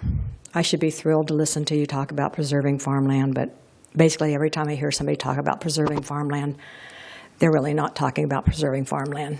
They're talking about raising money for conservation people or this or that, or giving land to this or that, but they're really not talking about preserving land, farming. Henry spoke to you about what the farmers really need. And it's not another mitigation, it's not another this, it's not another that. It's things that we really need. It's the water, it's the county. The county could have policies that help farmers even add more farmland. If there were policies for grading and land clearing and getting water to the property, that would help farmers, but we don't have those kinds of things. I know you guys can't put it in, but I don't think another layer of bureaucracy at this time is needed. The farmers are inundated with more and more layers of bureaucracy. We don't have the county. We have the county. We have the state. We have the federal government. We have the FDA. We have every food organization out there. We have everything that we can go against all the time. And you preserve a picture on the wall because you can wash it and hang it back up. But you can't preserve farmland. You can't wash it and hang it back up. It takes somebody that wants to farm it. It takes somebody who knows how to farm it. It takes somebody that knows what they're doing, how to get the farm workers there, how to take care of their farm workers, how to follow all the rules and regulations around farm workers. It's incredible what we have to go through on a day-to-day basis. And another layer of bureaucracy is not what's needed. Thank you. Patty, again, I will ask you, and as somebody who's in this profession and certainly sympathetic, my grandfather was a farmer, so I spent many an hour as a high school student as slave labor in the Midwest, different crops. But in regards to our role and what we're considering is in looking at environmental documents that come to us, should we expect that those cities who are petitioning us should take into consideration the loss of ag land when they do their environmental documents? As far as I could see sitting here today, that the state law already does that. So I don't know why we need another law, another layer, just more dust and more dirt to put over the top of everything. We're not close to the city, so we're not looking at development. I'm not here speaking for myself because I want to be a developer. Okay. I have never lived in Orange County. I have been a farmer all but 6 years of my life. That's when I was going to school. And so I just, you don't understand the layer of bureaucracy that's out there constantly.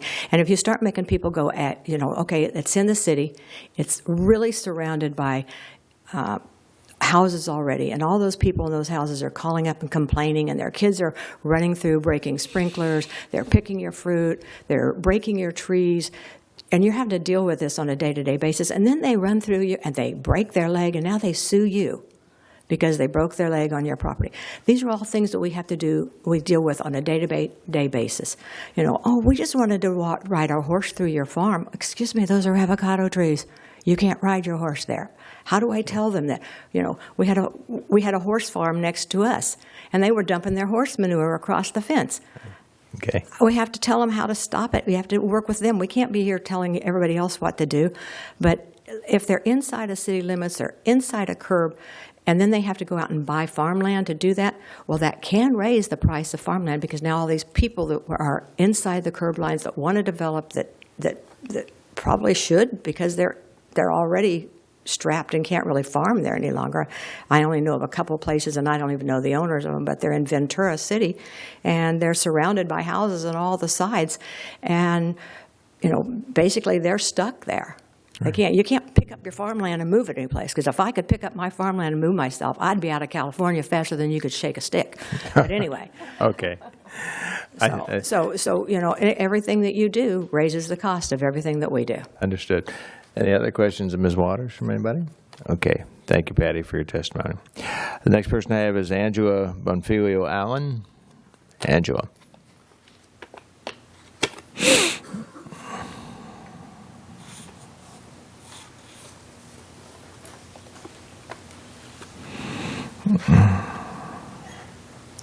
Good morning, Commissioners. My name is Angela Bonfilio Allen, and I'm an environmental planner with the Ventura County Watershed Protection District. I just wanted to sort of throw an idea in from left field. The district just received a rating of 5, revised from 6, for its participation in the National Community Rating System program. This program results in flood insurance premium savings for community residents and businesses. In our case, folks in unincorporated Ventura County who had been saving 20% on their flood insurance premiums since our initial participation in 2011 can now save 25%, which raises the savings from about $350 annually to about $440 annually. A large proportion of the points awarded to the district's application for this program are for the area preserved as open space within a 100-year floodplain. And this includes agricultural lands without structures or without fill. If your commission chooses to encourage establishment of agricultural conservation easements, I respectfully request consideration of prioritizing preservation in perpetuity of prime or other farmland located within the 100-year floodplain, as depicted on the current flood insurance rate maps, to achieve a synergy between our various government organizations and enhance the benefits to county residents from a single to a multiple. Thank you. Okay. Ms. Allen, I guess I'm trying to figure that how that relates again to what our function is, because primarily if we are looking at environmental documents from jurisdictions seeking annexations, and certainly the Watershed Protection District has jurisdiction over within cities as well as the unincorporated areas, how would that change what we would consider, or how would we incorporate that? We're discussing looking at loss of prime ag and whether or not that can be mitigated in terms of an environmental document brought to us. So I guess I'm trying to see how your concerns dovetail with what we're addressing today. Basically, the way I would see it is that when lands are selected for preservation, that perhaps a map be developed showing where the lands are with relation to 100-year floodplains, and that those agricultural lands that qualify for the agricultural mitigation also be within the 100-year floodplain, that those be prioritized, because it results in a benefit in terms of preservation of your agricultural land, but also in terms of protection against flooding for the communities, because it's being preserved out of development as open space or agricultural open space. So basically, you would be accomplishing two things at once. You would still accomplish what you're setting out to accomplish, but the synergy is that it would also benefit in terms of preserving floodplain. But wouldn't that be incumbent upon the jurisdiction that's seeking the annexation, that they have to do that analysis and they have to have that information in their data to make that consideration? It's something that comes to us whole cloth. We simply look at, did they look at it or didn't they? We aren't setting policy with regards to that aspect. That has to come from the jurisdiction seeking something from us. I guess what I would suggest is, could there be something incorporated into the policy that encourages the 100-year floodplain to be taken into consideration when making those selections? Okay. Mr. Chairman, I just want to thank Angela and the Watershed Agency, because the savings of 25% in the flood insurance and so forth would help the overall process. We're talking about regulations. We're talking about making affordable, making ag affordable. This will help, and I think that savings is all part of the whole complement of putting the ag industry together. So I just want to compliment the Watershed Agency and everybody in your department for the good work that you're doing. Whether it helps us here or not, but I think eventually it will. Commissioner Parks? I would just ask Kai if you have thoughts on that. Not really. I mean, if the commission determines that certain areas, if the commission adopts mitigation measures or mitigation policies calling for, 1-to-1 preservation ratio, it can certainly encourage that a certain type of farmland. That's right. It can prioritize what type of farmland and where should be mitigated. So that's certainly something that the commission can consider. Okay, just a component for. We could consider that, but again, in terms of are we stepping into the areas of land use regulation? I don't know. I'd have to turn to our counsel on this. So. Yeah, I think as long as it's just encouraging. I mean, if we have a policy that encourages the cities to look at providing some type of mitigation, and if it's a 1-to-1 ratio, we encourage the city to look at this certain area or that type of land, so something along those lines. It's when it's required that steps over that line. We commend you for the good work. Thank you. Thank you, Angel. Next speaker I have is Karen Moss. Karen.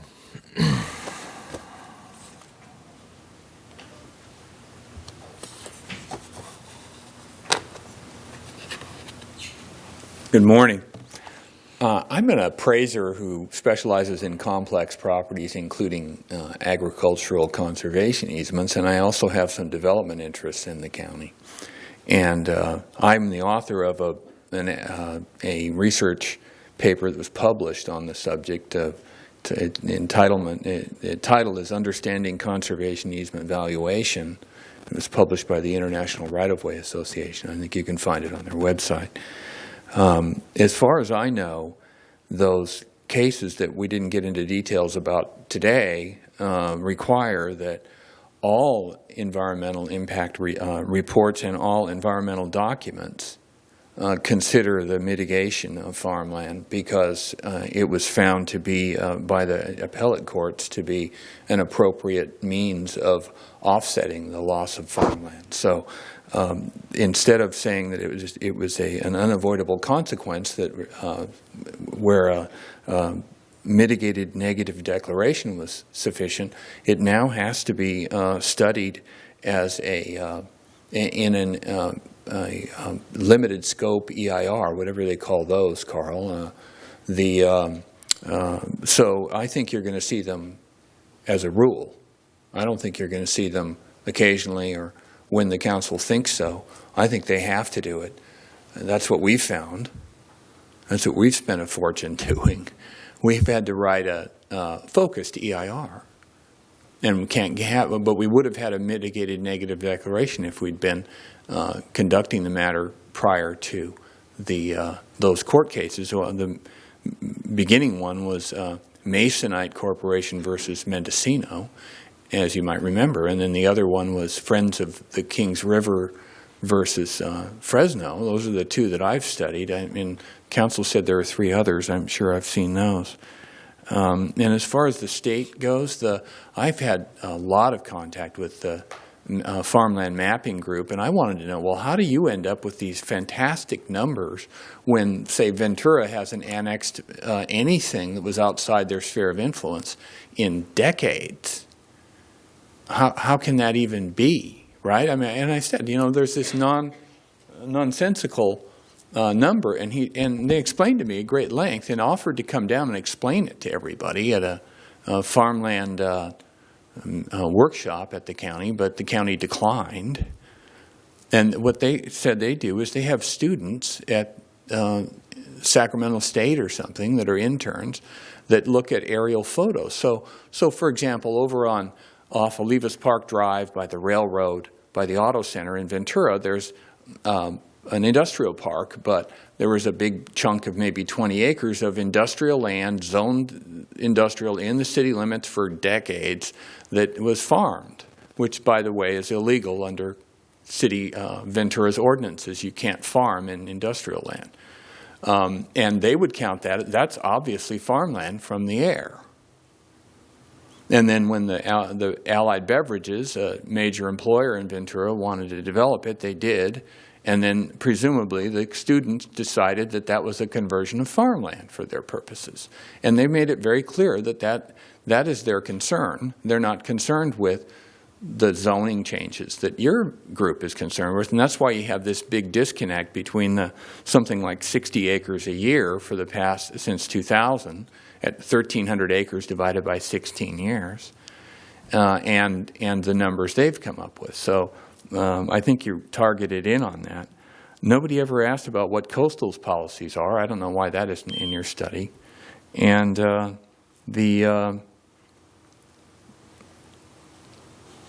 yeah, I think I've covered everything. Thank you. So it's your belief, Karen, or contention that because of the guidance of the courts, et cetera, that in most cases, environmental documents that are going to be addressing loss of ag land will come forward, and many of them will should mention at least the potential utilization of ACEs, and we would therefore, as this agency looking at annexations, probably be seeing environmental documents that already have that in them. I think you could take that statement, and that's exactly what I'm contending, okay, and say that it's carried even further, that they must study it and they must address it. And that's the opinion of the city of Ventura's city attorney. That's the opinion of our attorneys. That's the opinion of the city planning department. And that's what's happening. So I would guess that's what ought to be happening. That's certainly my hope. Okay. Question, Commissioner Parks. It's not happening, though. We're not getting CEQA documents that have consideration for mitigation measures, just to consider it. They're not doing that. So that's why we're here today. It beats the heck out of me, Mrs. Parks. Yeah. It's okay. All right. Any other questions? Thank you, Karen. And my final speaker is, again, our Ag Commissioner, Mr. Gonzalez. Thank you. In the interest of clarification on the question of buffer zones, I wanted to share that the buffer zones protect agriculture, but they also protect whoever's on the other end of that, the development, whatever it is. It protects both buffer zones. Currently, we have a policy in the county of a 300 or a 150 foot buffer zone with the vegetated buffer. But in addition to that, as agricultural commissioner, I will impose on the farmer an additional quarter mile and sometimes a half mile buffer on top of that.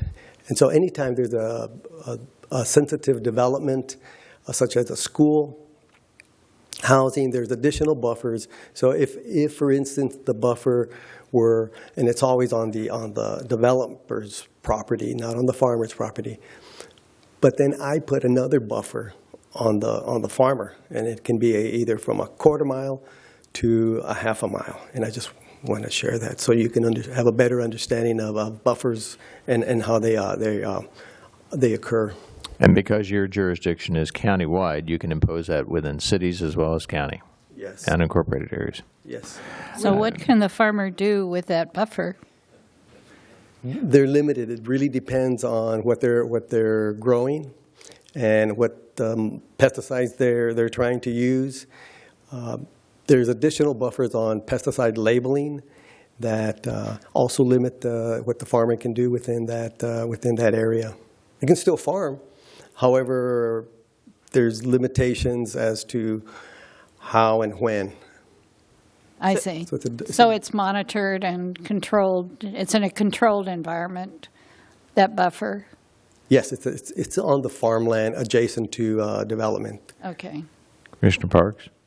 Your buffer isn't regarding development, your buffer's regarding pesticide. Yes. Yeah.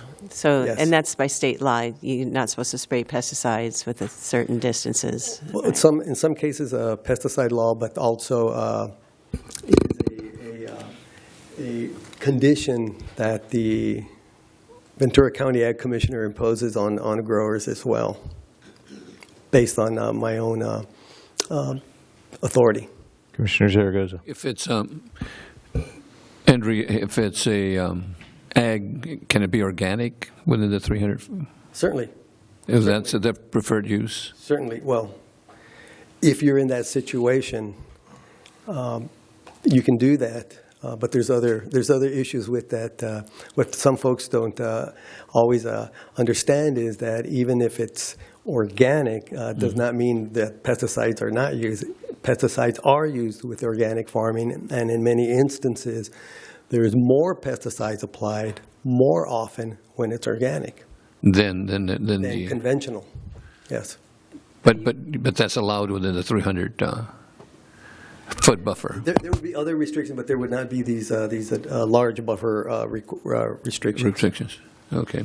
You can use pesticides or you cannot use pesticides as an organic farmer. You don't have to use pesticides as an organic farmer. I know of organic because of the pests. Yeah. I mean, a farmer would have to make that decision. Don't apply any pesticides and don't have a crop, essentially. So I don't want to say they have to, but if they're trying to produce a crop, then they will have to. Otherwise, they're just gardeners. Mr. Gonzalez, I want to go back to something that was mentioned by you in your first remarks, and I kind of picked up on it from Mr. Moss's remarks as well, in terms of, you said all you're worried about is land that's being farmed. Mr. Moss referred to how the state looks at things, and in the case of Ventura, my city, where we've got some industrial zone land that has been farmed. And I guess I'm concerned a little bit how much that blurs our lines up here in trying to deal with this issue of something that's farmland versus something that's not farmland, the definition of ag, and whether or not we believe the environmental document is addressing whether that has been mitigated or not. Again, seeking further guidance on, if your contention is if it's farmed and you don't care how it's zoned or anything else, that it's being farmed, but we say, well, it's been zoned for industrial and it's always been intended to come into the city because of sphere of influence. We don't care whether it's growing anything or not. Case in point's right in this city. I think many people who were surprised, and no offense to Commissioner Parks, but voted for SOAR, believed that stuff below Spanish Hills along the highway was going to stay cropland forever, and now they're a little surprised that it's not cropland anymore. It's being built into houses, although that was always the intent. So is that a loss of farmland or isn't it? And is it a loss of prime farmland, even though it was already considered in the city or in the sphere of the city, which would be our area of concern, is it's coming in for annexation. So guidance further in how we would define ag and whether the mitigation has been addressed adequately in the environmental document. Housing is not ag. Well, that's understood. Sod houses in Nebraska might have been ag, but but if it's being farmed but it's zoned for something else, you still consider it farmland. Yes. And so therefore you would consider it a loss of farmland even though it's pre-zoned for something else. Yes. Okay, it's a fair enough question. Other question, Mr. Gonzalez, while he's back up here. Okay with that? Thank you. That's all the public speaker cards I have at this point. This isn't formally a public hearing, so I don't really have to close any hearing. If anybody else springs up out of their seats with a hallelujah moment and thinks that there's something they need to rush up here and tell us. But with that, I bring it back to our commission for further discussion, because the problem faced with our staff is how we as a commission want to deal with these issues, as articulated particularly by Commissioner Parks, that we have on occasion had annexation requests come to us from cities with environmental documents which are supposed to be prepared by and certified by the cities and run their course, including the legal time, as to whether or not we feel it's adequate to use those in the request to us in our considerations. Keeping in mind that not first and foremost is preservation of ag and open space, but it is one of many criteria that LAFCOs are required to look at when they were developed under state law under Cortese, Knox, Hertzberg. So let me open up the discussion to commissioners about what your preferences are in light of everything that we've learned. We did have, this is not a question that's new. Obviously, Mr. Walker's provided us with correspondence that goes back some 10 years with different people in these seats, trying to wrestle, as we always do, particularly when you're an ag-strong community, ag-strong county like we are, with the pressures for urbanization, particularly since we're so close to the 800-pound gorilla of L.A., and people all want to live here but all want to work down there and entertain themselves down there. How do we preserve our great character and a viable economy? So I will open up the discussion to the commissioners who would like to begin. Let's all don't rush the gate at once here. Commissioner Freeman. Commissioner Dandy. First, I'd like to thank staff for putting all of this together, and it's been a good study, bringing us all up to date. From my perspective, I think that LAFCO and the current rules and the restrictions are preservation, I'll use them, the preservation efforts for farmland we have are adequate. I mean, we are probably one of the few counties that has curb lines and solar and the process. But then you come down to the environmental document that will come to LAFCO. And there was a comment made by versus encouraged versus required. And I think we should encourage the cities to include in their environmental documents the mitigation for conversion of ag land and not require it. I think that's just my personal opinion. I think that they, as a jurisdiction, need to follow the CEQA law, and we should encourage them to follow the CEQA law, but I'm not in a position to suggest or recommend that we go into our own LAFCO mitigation policy. Let me hit the pause at this point just to go back to Mr. Ulma. Generally, not always, and maybe this is, as I understand it though, when cities are looking at development projects and doing their environmental documents, they're not required, or we are on the list of responsible agencies. They are supposed to knock on our door, or they're not. If they intend to eventually annex, they should be knocking on our door early in the environmental review process, correct? That is correct. However, we often get overlooked. Okay, so that begs another question. There's a bigger question. If we are going to suggest something and they don't know that we've suggested it and they come to the door, something happened along the way and a stitch was dropped. We'd have to do an educational process of what the anticipation is on any environmental document that comes to LAFCO. By the same token, if we're going to suggest something that should be stronger language, then we also need to get that out there sooner than later as well. Okay. Commissioner Dandy, I think you were next. All right, thank you. The thoughts that I have, possibly a dilemma, is it seems to me that CEQA does require mitigation be considered.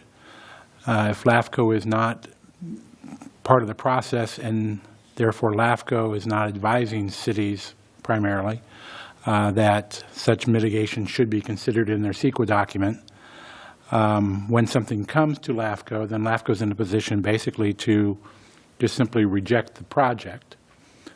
And then the city in that context, could reconsider what they're doing and potentially advise their CEQA if they want to come back for further consideration. So part of that is our asking staff to make sure that cities are aware of their obligations under CEQA. And we've had a situation, I believe, in the past where we've concerned about staff acting on their own without LAFCo board policy in advising, in this case we'll just say cities, as to their responsibilities. So I'm somewhat at a dilemma. Do we as a commission say this is what we want done and make it clear, or do we rely on staff to see that the educational process does occur and that it's required by CEQA, it's not required by LAFCo? And I want to comment on a second area, and that is the one-to-one mitigation in perpetuity. I have a concern thinking of my grandchildren and potentially my great-grandchildren and further down the line when we get into an area, and I'll just use the Camarillo example, potentially there may be a need for greater transportation in and around that area of that community. And I see that then imposing on the buffer that exists to try and improve transportation around that community more than I see other development being created. But that is land contiguous to the city, the current development properties.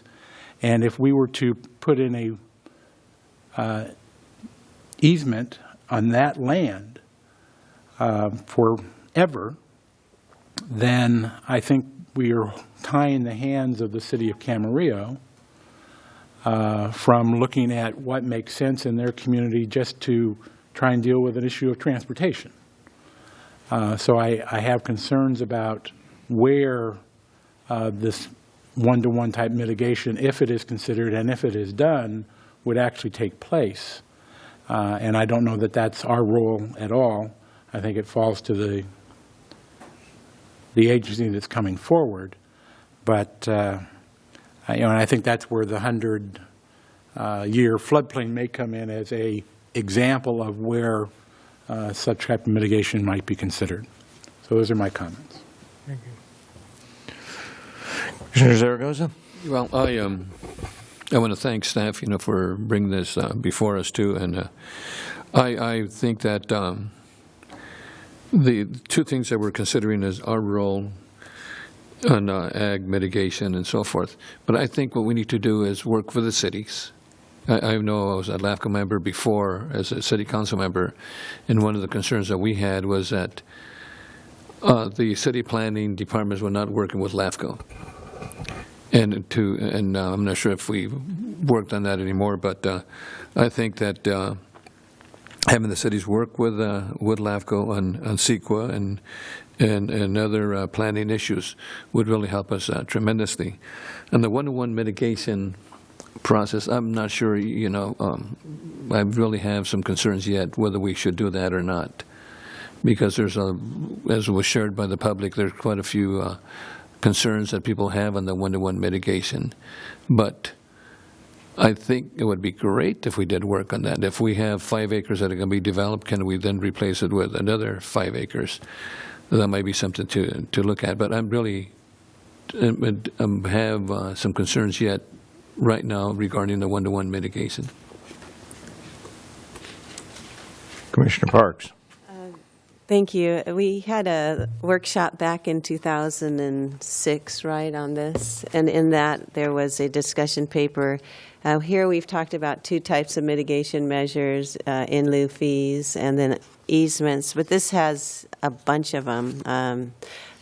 Some other examples: transfer of development credits, lease purchase, mitigation banking, city-county revenue sharing. It has several of them, and I just think it's really helpful to have an understanding that Buffers was also mentioned, density bonuses. These are tools that cities can use in terms of how they can help mitigate the loss of farmland when they're coming forward with proposals. So I like the fact that this is educational, so it will assist the cities in knowing that they, not only do they have to, but here we're being helpful. Here are some ones that are being used throughout the state of California, for example. So I like the educational aspect of it.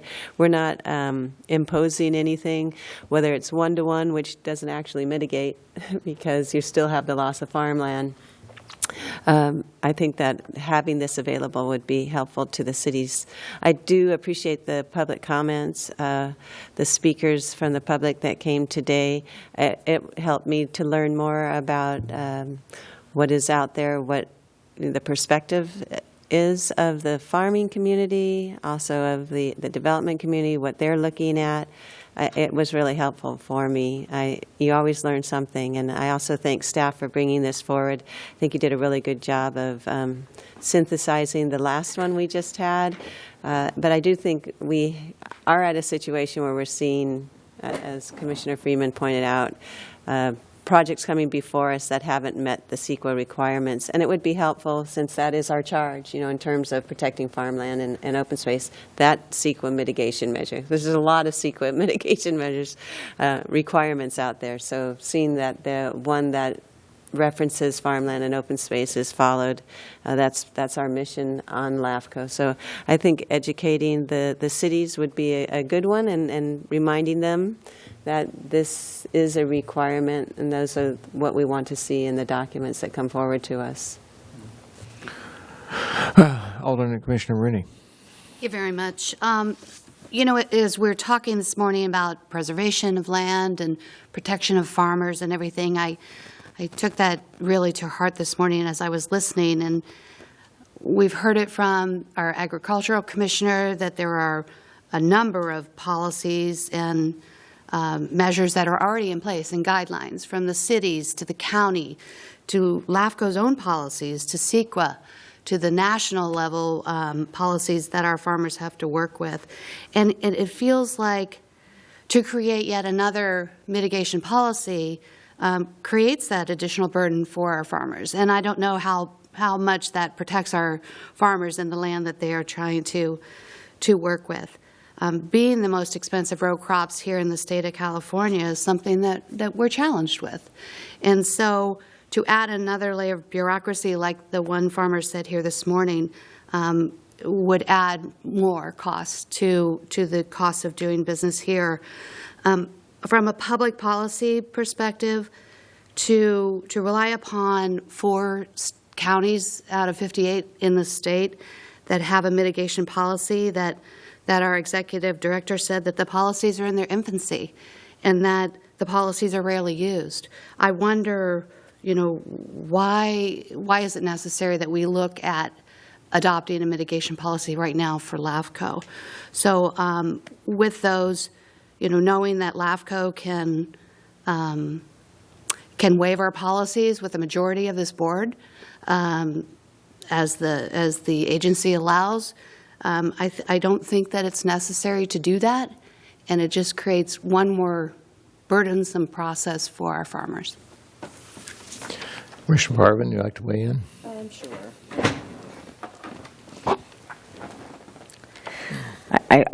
I probably say this every time this topic comes up, but I think a lot of people make the assumption that cities don't protect the land within their own boundaries. And so I want to say that in my city, and I think I represent other cities on this board, that we do a very good job, or try to do the very best job at protecting the land within our boundaries. There are challenges, we know that. But there are times when we purchase property outside of our own city boundaries to protect land. And so I think that there's just assumptions made sometimes that are not always necessarily correct. But the Ag Commissioner made an interesting point when he said that comparing those other counties that have these ordinances to us is like comparing apples to oranges. And I would have to agree with them on that, although I'm not an expert in agriculture. But and I believe that our CEQA addresses mitigation, and I think it's appropriate to ask cities to consider addressing the loss of farmland. I don't think we should demand it. I think we should be asking them to analyze it, and if they can come up with a solution, maybe we give them some ideas, a list of ideas of things that they could mitigate it with. But I think one-to-one mitigation would be pretty disastrous at this point, considering all the constraints related to the cost of land. And I think that's, in general, I would agree with a majority of the commissioners here today. Okay, let me circle back to Mr. Loma in terms of what you were hoping out of us and direction and potential confusion. I think it was begged sort of by Commissioner Dandy's question about should we leave you to your own devices to some of this that comes in, or should we give you specific direction and where you felt confusion, and then we can give you the appropriate direction from there. I think that staff would have much more ability to influence and more legitimacy in affecting what is in environmental documents being prepared by the city. If there was something within our policies that would encourage, not mandate, not require, but encourage those cities to evaluate proposals that are going to come before LAFCo in a certain manner. And quoting CEQA to them outside the commission's policies seems to have less legitimacy, because it's basically LAFCO staff trying to inform them about case law that we're not necessarily experts about, and that don't always apply specifically to future LAFCO actions. If we had something that we could point to within the Commissioner's Handbook that says your environmental documents should consider this, or this, I think we would have much more ability to impact some change with those environmental documents. Is there another mechanism, and I'll turn to perhaps our counsel on this as well, is there another mechanism in which we could transmit to the cities, and again, we'd have to go, and for that fact, to the county, but it's the case for us as annexations, usually from the cities. We'd have to transmit to city managers and community development or planning directors this list that Commissioner Parks has indicated. We even looked at some 10 years ago. There are a number of ways to address mitigating this that could be considered. That doesn't mean that they will be enacted, but it means that the jurisdiction doing the evaluation would look at that list or be notified of that list, and it would be on our list, but without going to the step of, as you indicate, we cannot really mandate. And I want to do it within our jurisdictional authority, what we can and cannot do. If it's causing you consternation as your staff to have an environmental document submitted to you and you have to evaluate it as guidance to us and staff and looking at it, that you don't think that certain aspects have been addressed, then either we need to clarify that or we definitely need to work with the jurisdiction so that at least that will come in and your conscience will be clear that they've addressed those.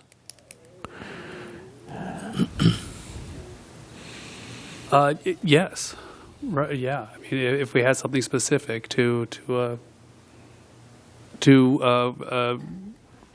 basically implement or to indicate that the commission has a preference for what needs to be in these environmental documents. Yes. Mr. Chair, how about a set of guidelines that we can share with the cities? And also at one time we were going to have a workshop, I remember many years ago, with the planning directors of all the cities to kind of share what LAFCO had in mind and for them to follow guidelines. And right, and the guidelines are, I mean, without having specific policies adopted by the commission, guidelines are well and good. I don't know that they would have the influence that specific policies would. If we set up guidelines and then make it policy, can that? Yeah, absolutely. That would be the. The commission has what's called the administrative supplement to the CEQA guidelines within its handbook. And outlined in those guidelines are topic areas that the commission says should be within environmental documents that are going to be considered by LAFCo as a responsible agency. So, for instance, if the commission wanted to adopt some type of policy regarding ag mitigations, it could adopt a policy saying that among those things that should be in your EIR document are a discussion of potential mitigation. And only then will we consider the document to be complete for our purposes. It doesn't mean that the commission is imposing any mitigation measures on the city. But it's a guideline. It's just requiring the city to evaluate it, which is something that it should have done anyway. Right. So That's right. That's a problem. Been a problem for a long time. Okay, Commissioner Freeman first. So what you're saying, a simple policy that states that that would be a policy of LAFCO that says that the cities should consider the loss of agriculture in their environmental document. Not only the loss of agriculture, but specific types of mitigation. Okay, you're for that going loss. one step further. Right. You're going to the mitigation level rather than just direction. It's to consider, and again, it's just reiterating basically CEQA. You have to consider it. Now we put it as a policy of LAFCO saying we want you to consider. They could consider it and find it not feasible. Consider mitigation, give us a document that at least considered mitigation for loss of ag land. Because that's what we're getting now is we get documents where they say it's going to convert 25 acres. We'll just do a statement of overriding consideration and not necessarily consider potential mitigation measures. This would at least encourage them to consider those mitigation measures. They could find that it's not feasible and then adopt overriding considerations, but at least we've got that discussion within that environmental document. What goes back and begs the question, though, do we have the authority to Ask them to consider us. Yeah, I mean, if they're supposed to be doing it as indicated in testimony, particularly by Mr. Moss, where there are cases that indicate that if jurisdiction is looking at conversion, that they should be required to look at an ACE.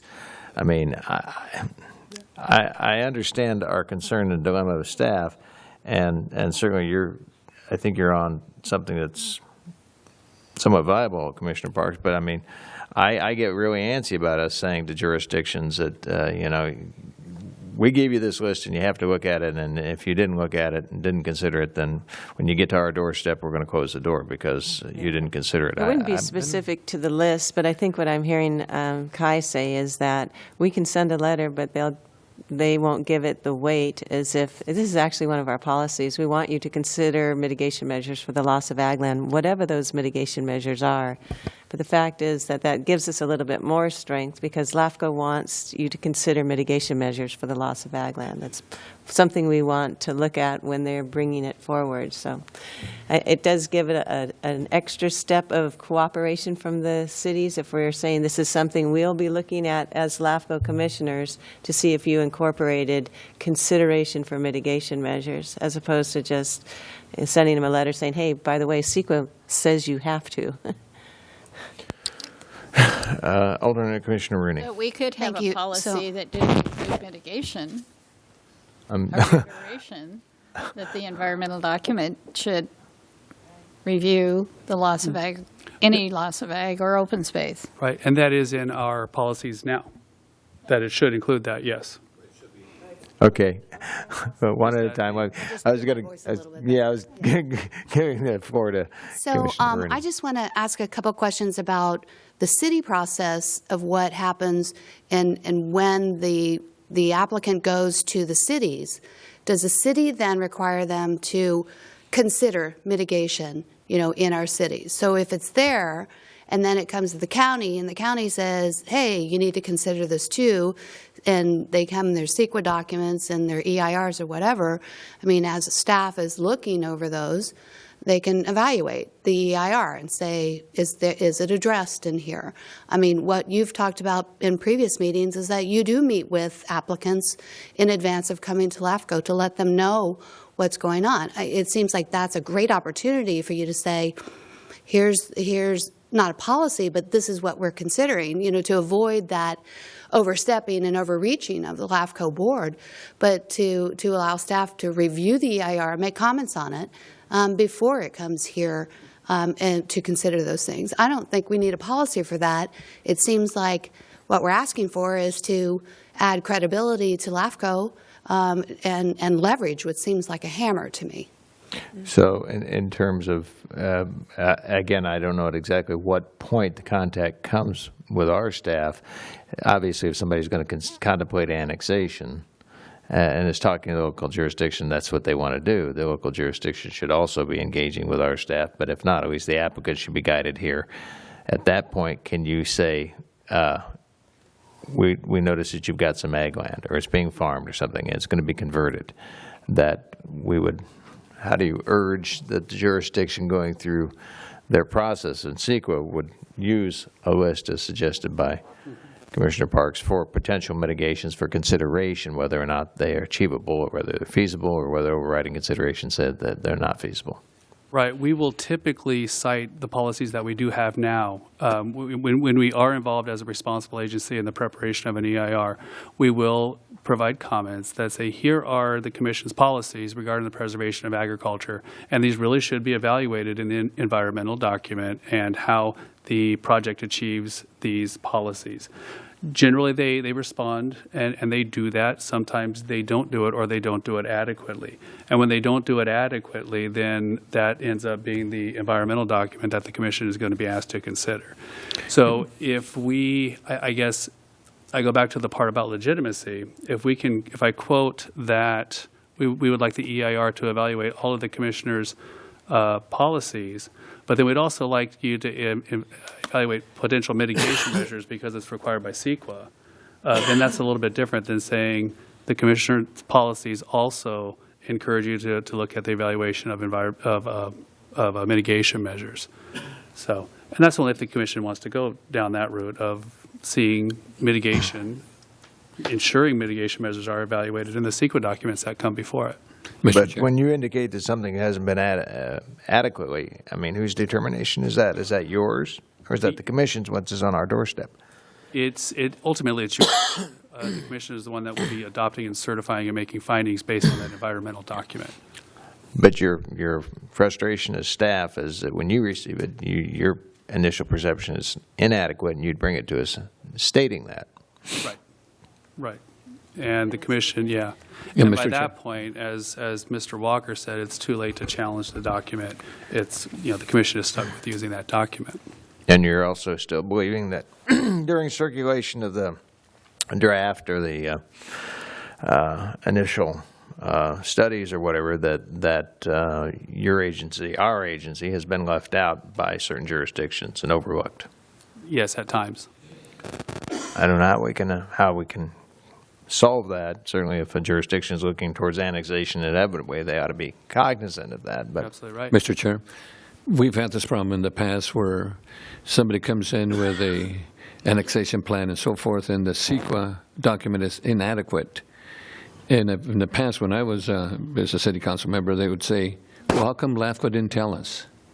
And now the CEQA document has to go back and they start all over again, or time is expended that they need.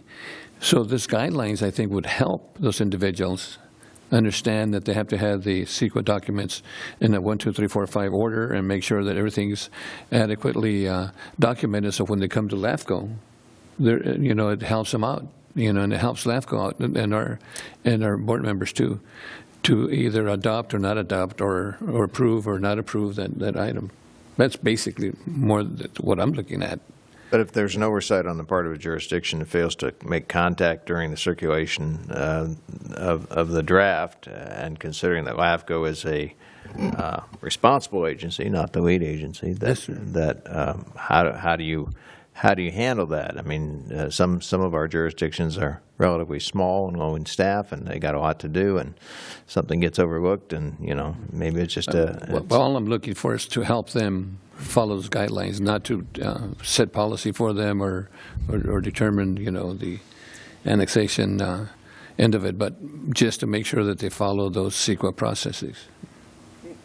Councilmember Parks. You think about in the last 10 years since we had that last workshop, we probably did get all that information out, and we have different city planning directors, and these things change. So it's like, how often do we have to keep reminding them, or, what is our role? If your suggestion, though, if we wanted to have it heard a little bit better than just sending a letter, how would you incorporate that into the guidelines? I would suggest if the commission's goal is to get a discussion of mitigation measures in the environmental documents that it's going to use, is to clarify within the commission's administrative supplement to CEQA that among the things that the commission would like to see evaluated is mitigation measures up to and including or not limited to those measures that the commission wants to see evaluated. So we have an administrative supplement already as part of our guidebook? That's correct. And that administrative supplement references CEQA, but doesn't mention that we want them to consider mitigation measures. It doesn't already have that in there? There's specific areas that the commission has identified that these environmental documents should evaluate, and they are growth-inducing impacts, impacts to services, impacts to agriculture, and cumulative and regional impacts. Now, even though we have those guidelines in place now, we're still seeing environmental documents that don't evaluate mitigation. So if the commission does want to see that mitigation evaluated, it could specify in that supplement that under the evaluation to impacts of ag, the commission would like to see mitigation measures discussed.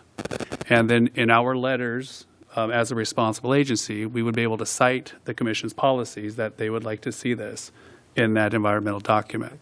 That sounds reasonable. If we're already pointing out 5 of the CEQA requirements, growth-inducing and all those that trigger, this would be also asking that they consider mitigation measures already in that.